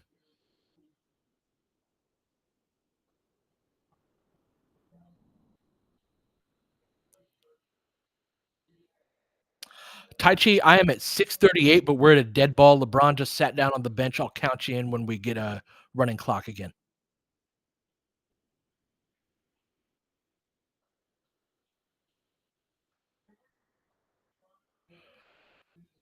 About to inbound from the baseline. 73:55. Too easy. And we get 1 second off the clock. Yeah. Ah. Hmm. Let me get back to YouTube. Hold on 1 second. Let me make sure that we are okay.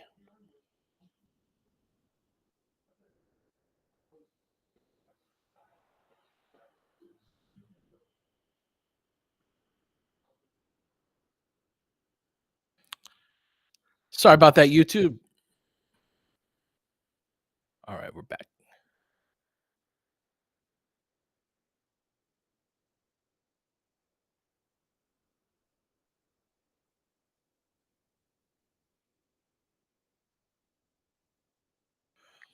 Good stuff. Thank you for sharing.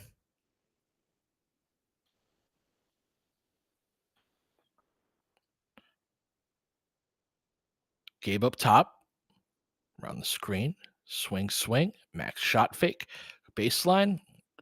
Another bad pass on the move, but it goes to AD, gets inside position, gets the layup. Oh, Max, 75-57, 6:09 left.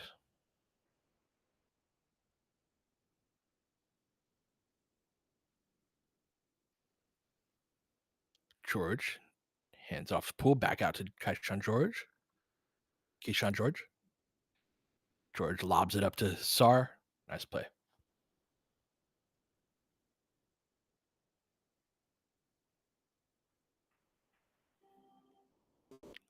Woo! Oh my God. I don't know if I've ever seen Rui jump that high.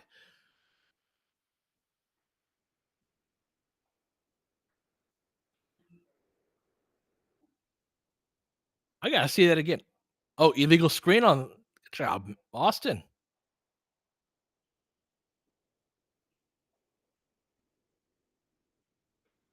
That's not the lob I want to see.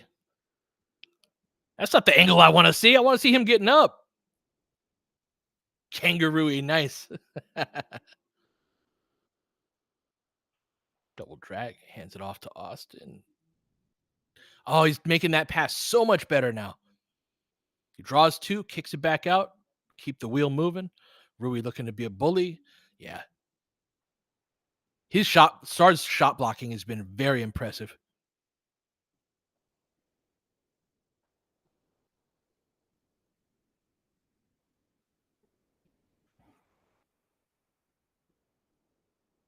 Yeah, that was a great pass.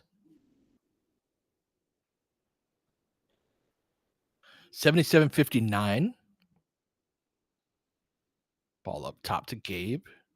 Lobs it up. They get underneath AD. Battling with three down there. Coughs it up. Sar. Jump hook. Nice move. Yeah, between him and Koulibaly, they got some couple young guys.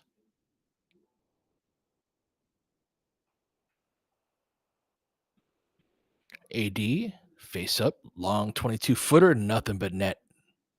Beautiful. 79-61. AD up to 27 and 13 on 13 and 19 from the floor. Beat him off of the dribble. Good foul sends him to the line.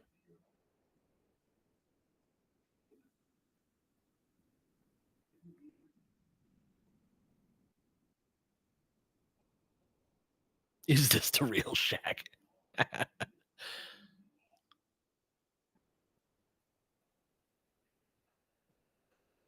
Yeah, I see some Mobley light for sure.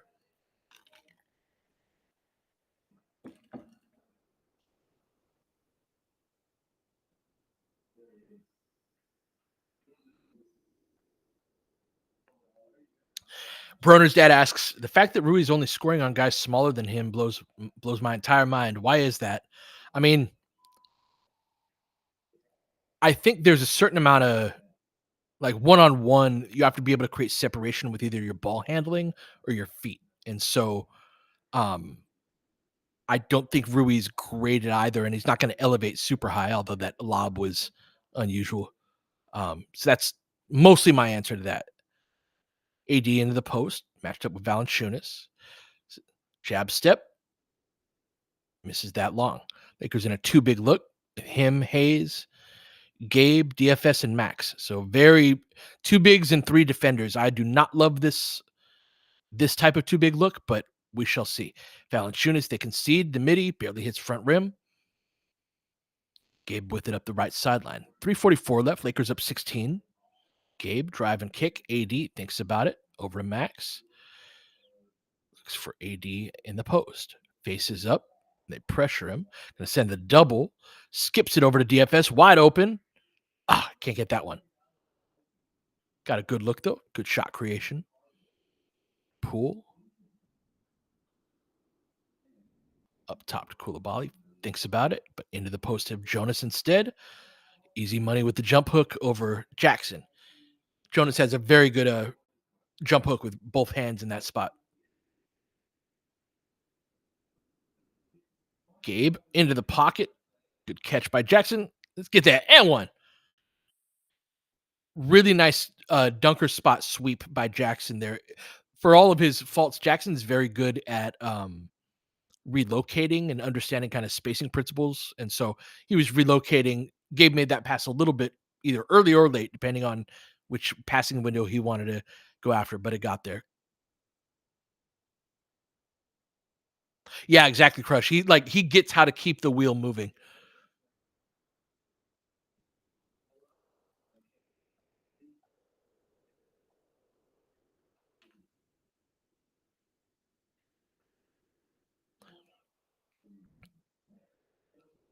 Yep, I see that too, Crush, on Rui and Jackson's rebounding. Into the they sweep the baseline. That's you're going to be vulnerable on that when you're in a zone.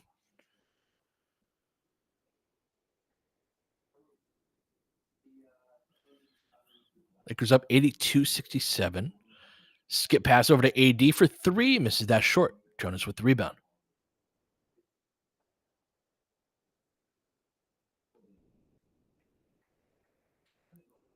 Hands it off to Koulibaly. Puts the Jets on. Going to be counted. Damn.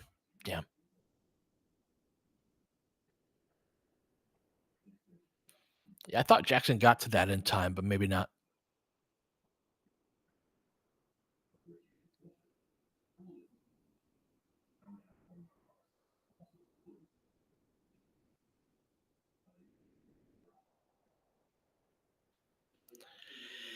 It's funny. It's Dr. Bus night tonight at the arena.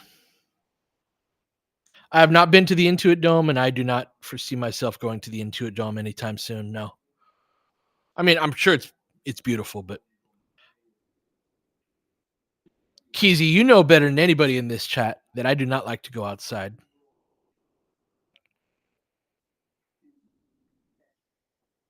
And if and it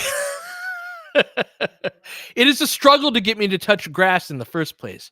If I were to touch said grass, it would not be en route to go see the freaking Clippers arena.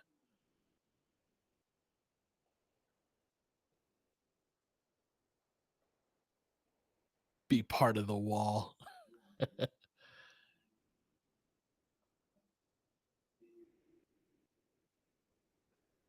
If AD wants to play playing 20 feet off him and cooking him on the other end in the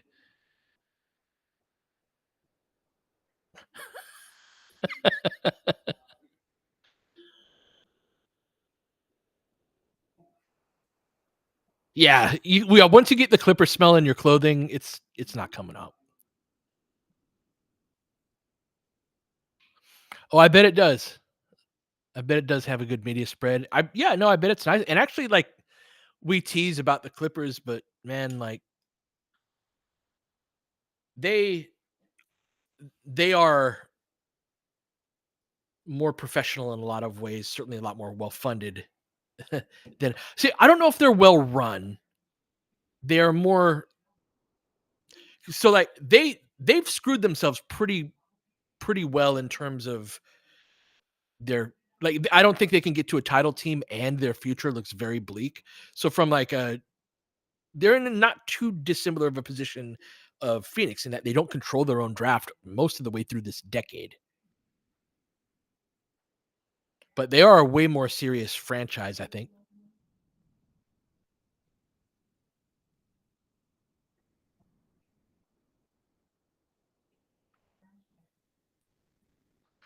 Well, it depends on what throwing caution to the wind means, Sean. Like I could have told you Beal to them trading for Beal was a bad idea at the time. In that, like, you don't need another scorer to go with your two other scorers. It was a ridiculous usage of money. I would rather be a team though that is being like, oh shit, we got ourselves into this position, like Phoenix. How do we really try to get ourselves out? And I would rather have the Lakers be that, which I respect about their approach now. Yeah, exactly, Keezy. All right, leaves down to 12, 2:08 left. LeBron to Austin off the curl, drive and kick. LeBron for three, misses short.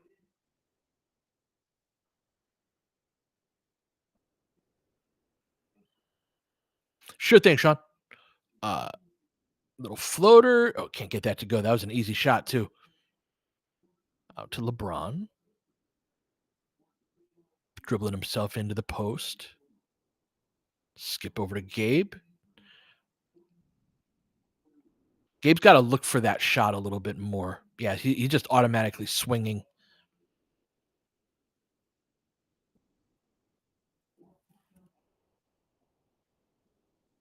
Damn.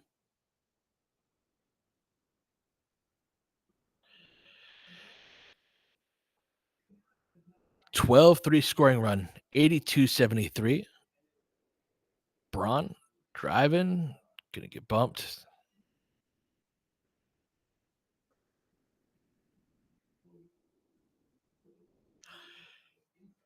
Yeah, Crush. They just can't sustain. They can't like maintain even a baseline floor for long enough to where they go up by 20 and then they let the foot off a little bit and it's nine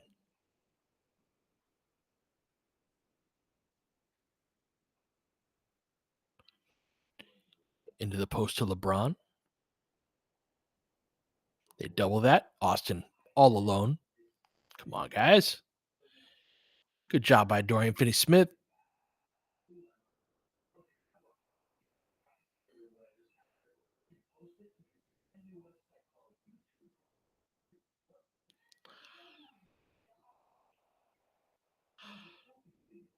I don't think it's just that the talent level is low. Renz is just Jackson just swiping at it.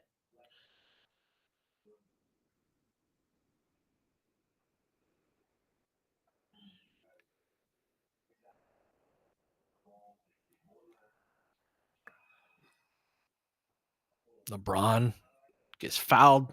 It almost didn't call it. Go to the line. Yeah, you're not noticing. Darius was talking about Gabe earlier in the year when he was really struggling, talking about Gabe knowing exactly where to go on the court or exactly what to do on the court to never have to take a shot. And I feel like he's in that sort of mode kind of right now too. He's standing on that wing and just as soon as he catches it, he's immediately swinging it to the corner.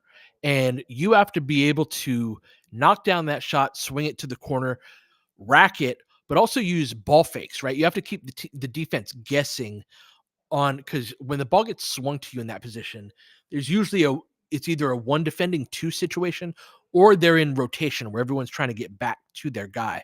And so you need to keep your guy guessing. It can't just be an automatic, you're going to do the same thing every time you catch it and swing it to the next guy, because then that makes it easy to defend. You got a shot fake sometimes, you got a ball fake sometimes. Yeah, Tony, the zero shots taken, it's not an accident. It's the choices he's making. Yeah, it could be DMR. He's feeling that needed the chest, but Lakers up 11. Racks it. Oh, it's a bad miss, but got to put back.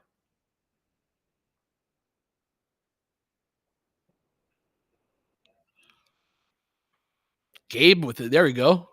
Right on cue. 12-point game. Rattles at home. Pool. We've been giving up some half court threes lately. All right. Lakers up 12, 89-77 going into the fourth.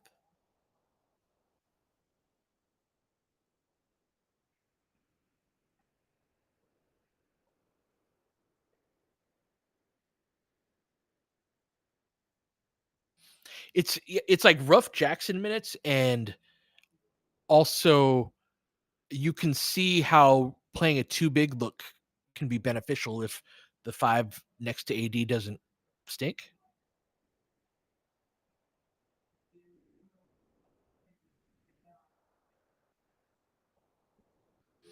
I think Vando helps the intensity of the team. I think he helps them get a ton more loose balls, deflections.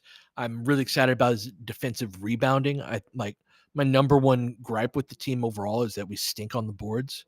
And there's no way you could be a serious team rebounding the way that we do. So if I could fix one thing about this team, it would be the rebounding. Um, and I think he'll help out a decent amount. But yeah,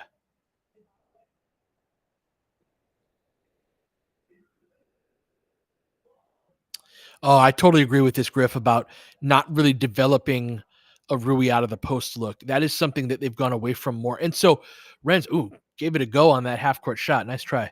Um, Renz asked, is it just such a lack of talent that we can't blow anybody out? It's the stuff Cran just talks about like not running organized offense is, to me, symptomatic of the broader reason why the Lakers can't blow teams out. And I think that if you focused on something other than how often they run organized offense and charted something else with that same level of focus and intensity, you'd see similar type of results. And the Lakers have been constant transients, right? Like new lineup, new player, new coach, new system. We're going to try this. We're going to do that. We're going to like,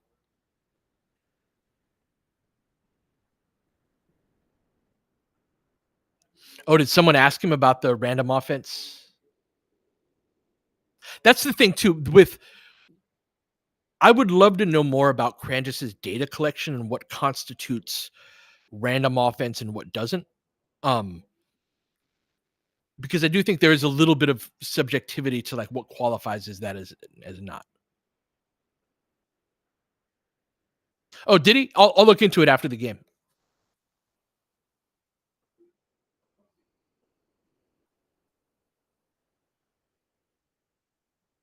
Drive kick. Nice shot.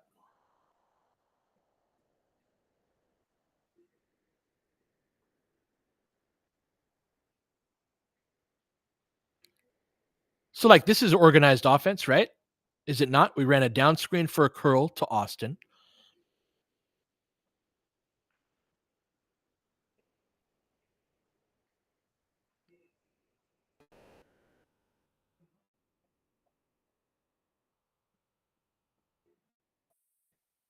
Oh, I don't think that was for Valanciunas, but he intercepted it. Lakers up 89-80.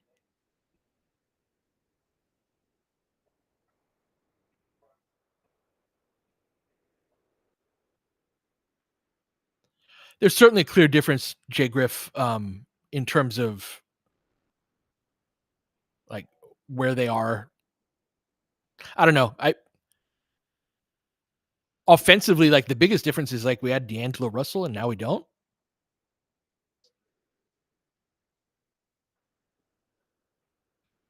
Cool. Thank you for that link. I'll read it at the next timeout. Fade away from Braun. Can't get it to go.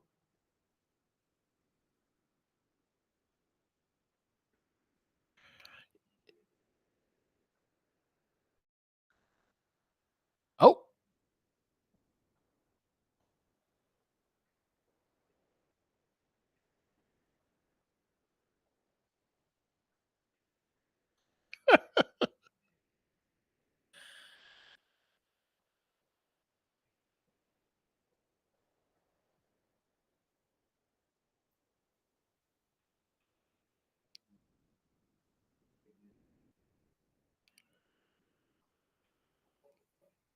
89-80. Kuz. Valanciunas keeps it. Hands it off to George. Steps back all alone. Didn't want it though. Back out up top. Kuz forgets the ball. Thank you much.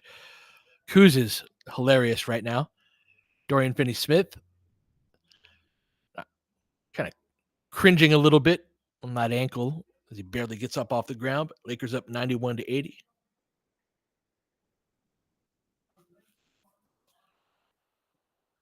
Kispert off of the curl. Valanciunas gets right into Jackson's chest.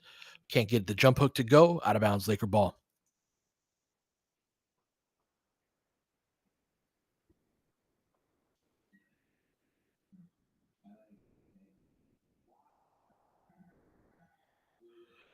Kuz going to the Wizards and staying there for that long really plays into his worst tendencies.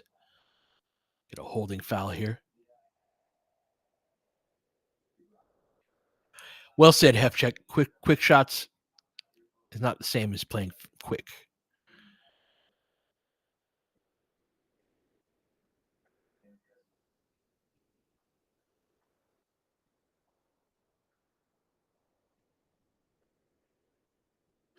No, Hoff, I've never done any local school stuff. I want to get back into coaching. That's the main pull at my heart right now is I want to compete. I find myself playing a ton of chess lately because I think it's my version of golf for a lot of people. Like I like to compete. But yeah, never play by play or anything like that. If I didn't have to give up a first, I'd rather have Kuz while fully acknowledging that he can be, yeah. Although I think my days of working for the Lakers are over, Jay Griff, but thank you. Dorian Finney-Smith has looked phenomenal as a spot-up shooter in this game. His ability to shoot quickly off of lateral movement, just like spot-up threes, right? But when I'm talking about the relocations as we get the ball into Kispert in the post, let me hold that thought. Skips it over.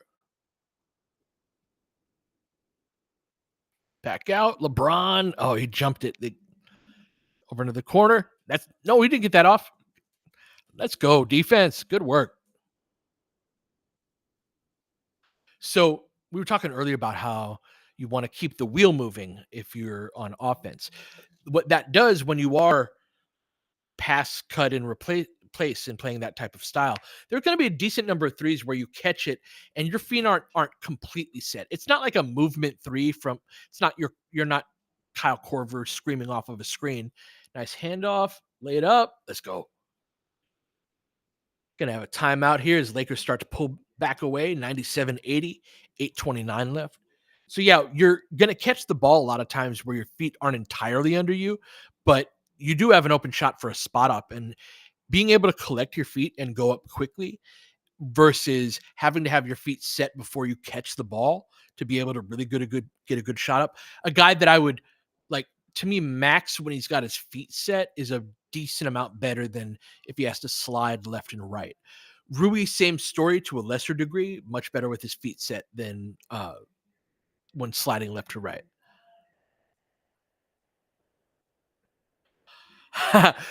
As someone who doesn't understand chess at all, can I explain why Magnus is so good in basketball terms?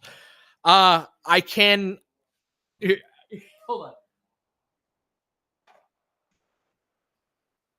So in chess, they have an ELO rating, which the higher the number, the better player you are. The best players in the world are around 2,800, 2,900. So, and when they play online, they're in the low 3,000s. Um, my rating, I'm like a 1,600. And so I can give you a 1600s explanation of Carlson's genius.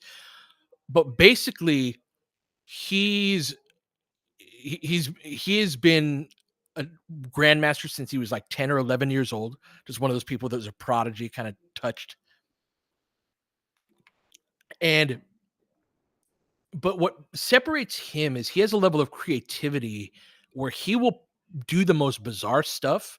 Where even like really highly rated chess players who are watching his games going like, "What the hell is he doing?" And so he pulls chess players into the basketball analogy into this is he pulls team or chess players into unfamiliar settings and then beats them in those settings. And so like the Warriors style of play where it's like, oh shit, every other version of defensive basketball has been got to protect the paint, got to seal off penetration, got to really prioritize that. They flipped that on his head and went, oh, you're busy doing that. We're going to be so good from the perimeter that you actually have to guard us that way instead. And you have to flip your attention on the area of the floor. But now you've got all these big men where they're not used to guarding out there. They're not used to doing this. Oh, you went small? Great. That's what we do. That's what we want you to do. Now we're going to kill you on the inside. Right. And so that sort of unconventionality is part of what separates him from a lot of the other really top guys is that he drags players into some very strange places and then beats them there. All right, that was our chess timeout. 97-80, back at it. Dorian Finney-Smith playing a fantastic game. Over to Kispert. He could shoot.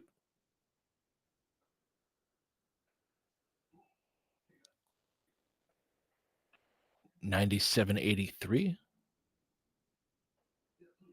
Oh, nice. Let's get back to the organized offense point crush next timeout. Fade away from Braun. Crawls across the rim.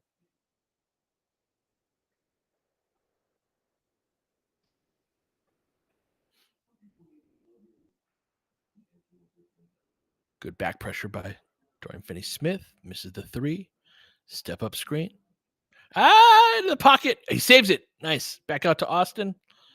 The Warriors or the Wizards are not a serious team. I can't believe we kept that. 8 on the shot clock. Austin pulls back. 3. Can't get it to go.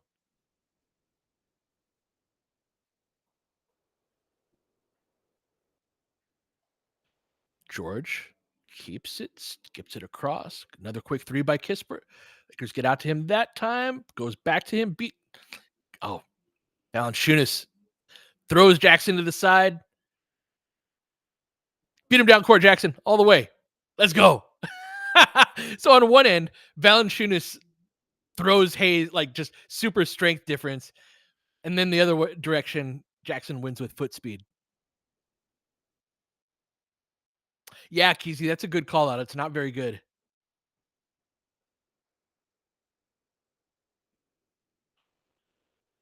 Quick 3 by Poole. Got to get a hand up. Got to press up on that.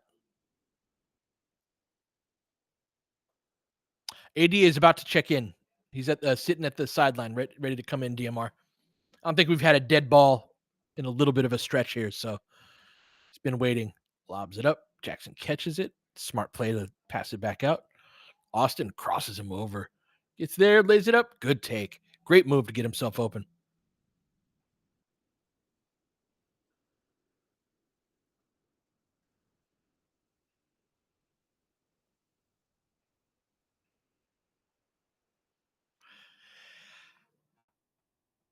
Have we had a blowout? Have we had an ice on knees game? What are our was gonna say what are qualifications for an ice on knees game, but I suppose it's ice on knees. Like starters on the bench laughing and joking. I don't think so. What's the best blowout we've had this year? Or the closest thing to it?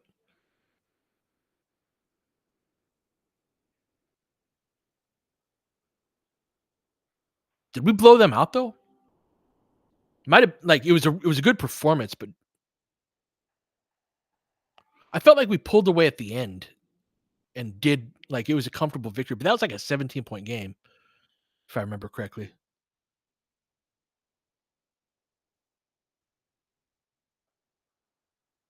Raptors, what the road game at Raptors? That was one. Even then, we kind of.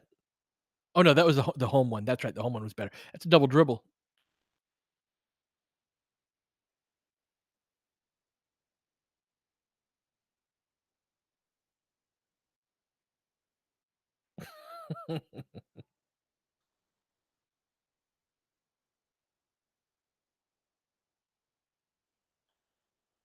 Yeah, Mark's going way back a couple of years.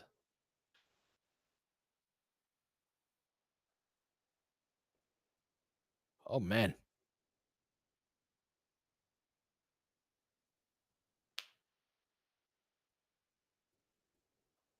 Yeah, Crantis back in the day, Crantis had been a guest many, many times.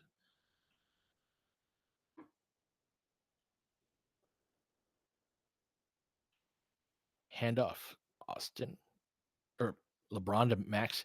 Another bad decision. 15-point game.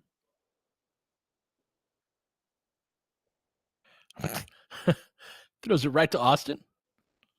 Oh, ugly. Come on, man. Tried to lob that off the backboard.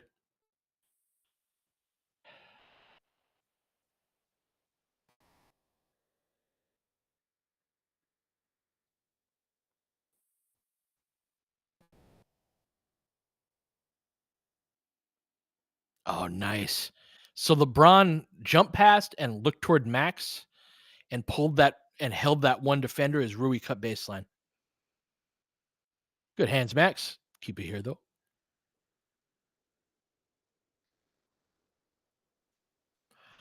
Oh my god, that Rondo lob off the backboard against the Rockets. I was like, no, what are you doing? Oh yes, let's go.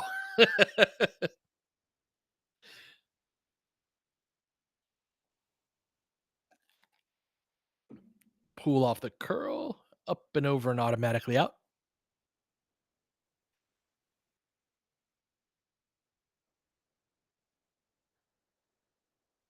Mark, I think he's top 15, top 20.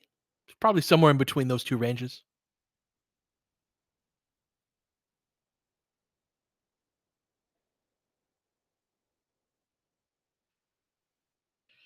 Yeah, this game has been garbage time for sure. I also think that too, Crush. Oh, no, what a tip in by AD.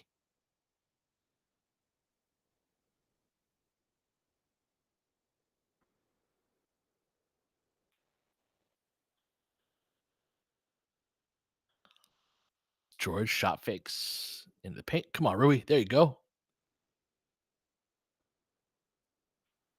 For LeBron, Lakers up 17. Drives at Kispert. Picks up his dribble, kicks it back out, and throws it out of bounds.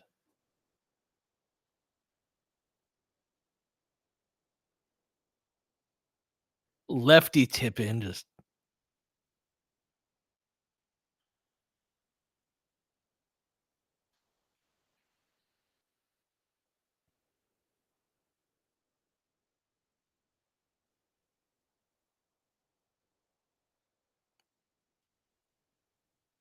Washington. Good contest there by Rui.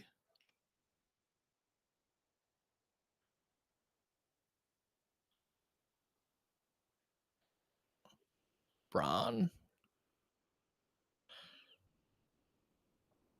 Little 5-on-3 break here at Kispert all by himself. Lakers get lucky, but tap it out of bounds. Very unserious energy.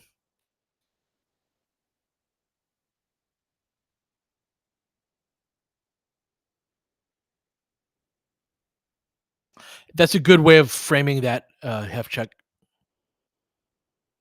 Hey, the old lob. Good find, Keezy. Sorry, misses the 3.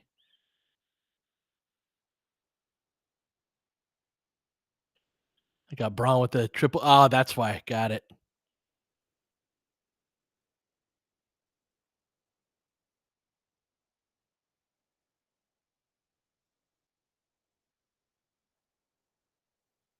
All right, let me scroll up to Reddick's answer on organized versus cool.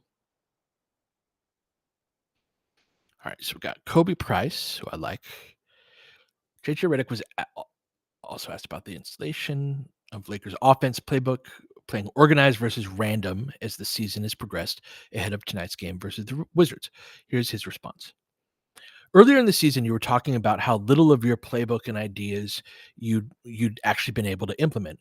Just wondering, at this point of the season overall, how much of that would you like to get to is in, and how much do you feel like you'll have a chance to keep implementing as the season goes on and the games are coming this frequently?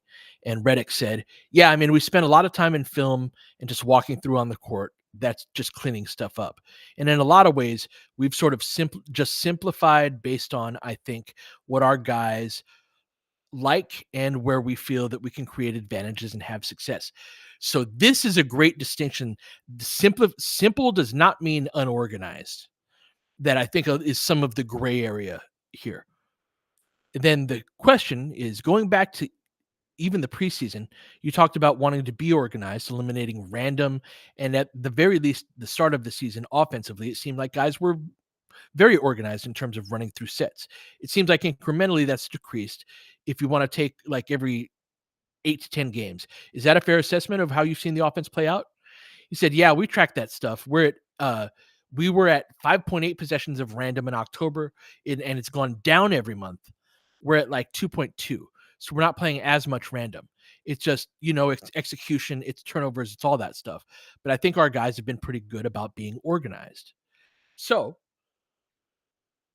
that, like, I think in some respects, this is a discussion of parsing out organized versus simplistic. When we are posting up AD or LeBron on one side of the floor, excuse me, and everybody is standing there, are we organized or not?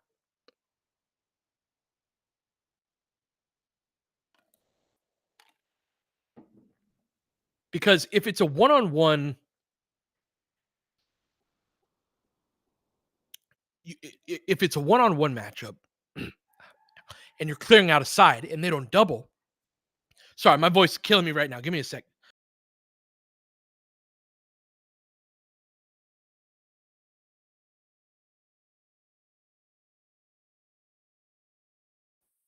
Or if you dribble up court and it automatically flows into a drag screen. My God, I know. I'm just like dying over here. Let's go, Max. Oh man.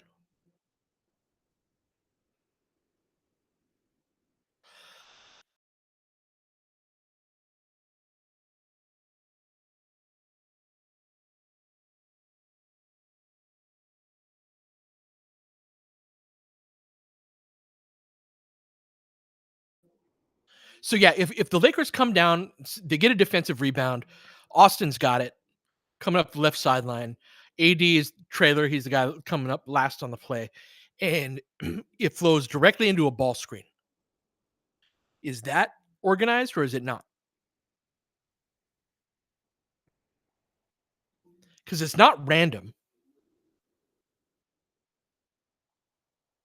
So I would argue that a lot of what the Lakers do is too simplistic or it's too abbreviated, meaning that they will, like earlier we had that post up. Rui cuts through, they start the wheel, and then they stop. Nobody else, they don't keep it going. And so, is that organized? Yes, to a degree. The first part of it is. But yeah, it's not random, Yeah, how many progressions do they go through? Exactly.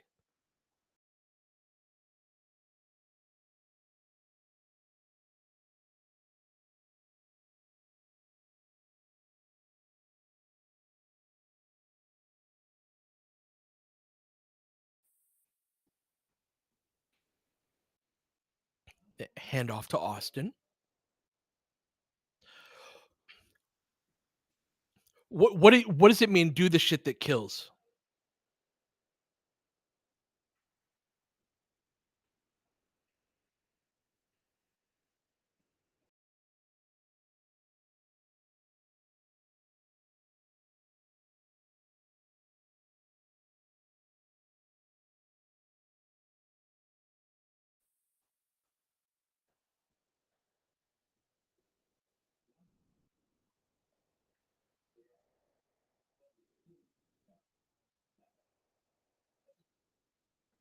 Okay, but let's talk about this going more after the game. Bronny jumps the passing lane. Crowd goes wild.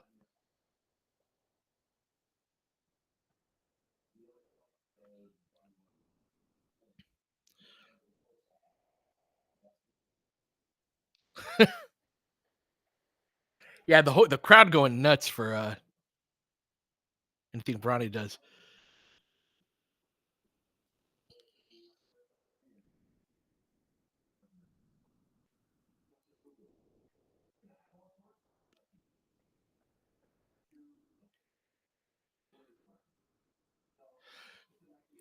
Right. So organized offense with help beaters and all of that. Again, if the Lakers get a defensive rebound and Austin's got the ball coming up the left side of the foot. This is the thing with all of these terms and all of that. I don't know what they mean,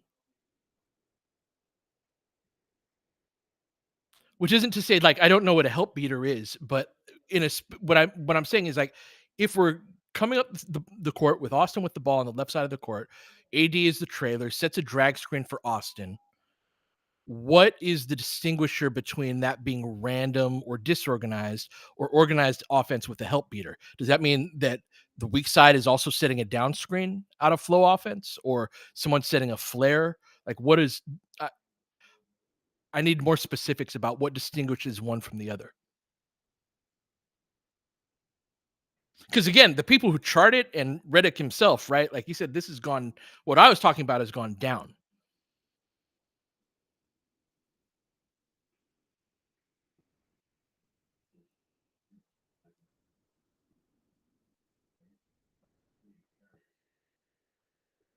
Jay Griff, I think that's very accurate about the Lakers not often running sets that don't match the opposing defense. I think that is a bigger problem within the schematic uh, like evaluation of the team. Is that that particular play does not really match the defense that you're trying to beat.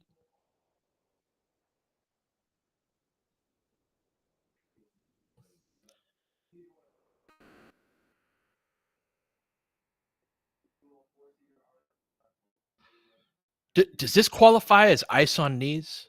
How long do you have to have the ice on knees for it to be an ice on knees game? Like 4 minutes? So we didn't hit that threshold, I don't think. So no, yeah.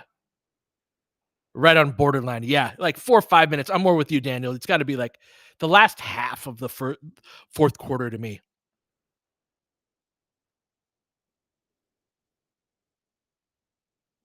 Bad shot.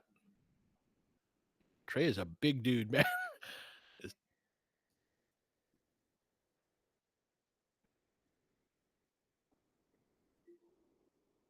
I agree, NS23. Bronny, it's good to see him. He's got such good defensive instincts.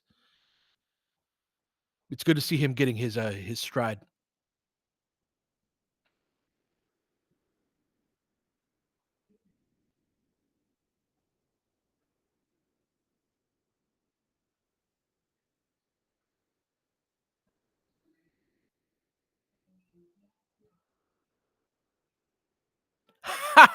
That's a good call out, Echo. It's nice not to have the Trash Panda group. May they rest in peace.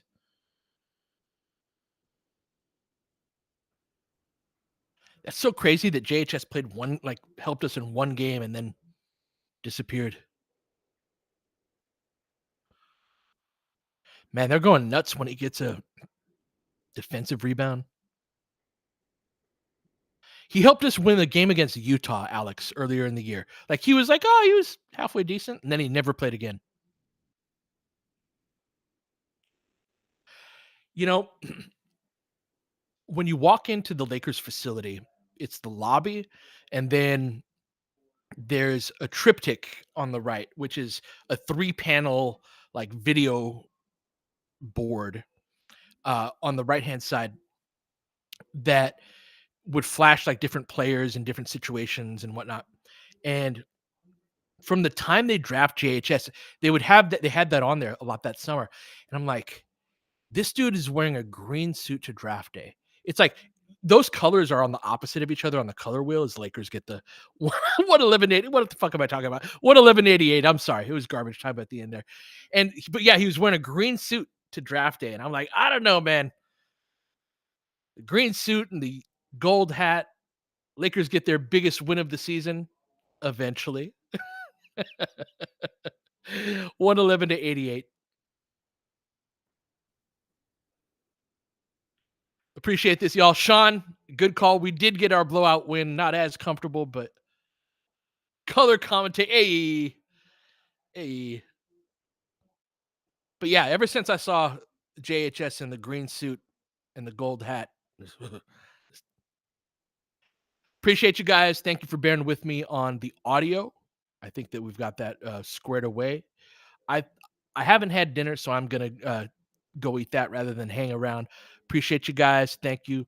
We will be back tomorrow with the pod. But until then, I'll catch you next time.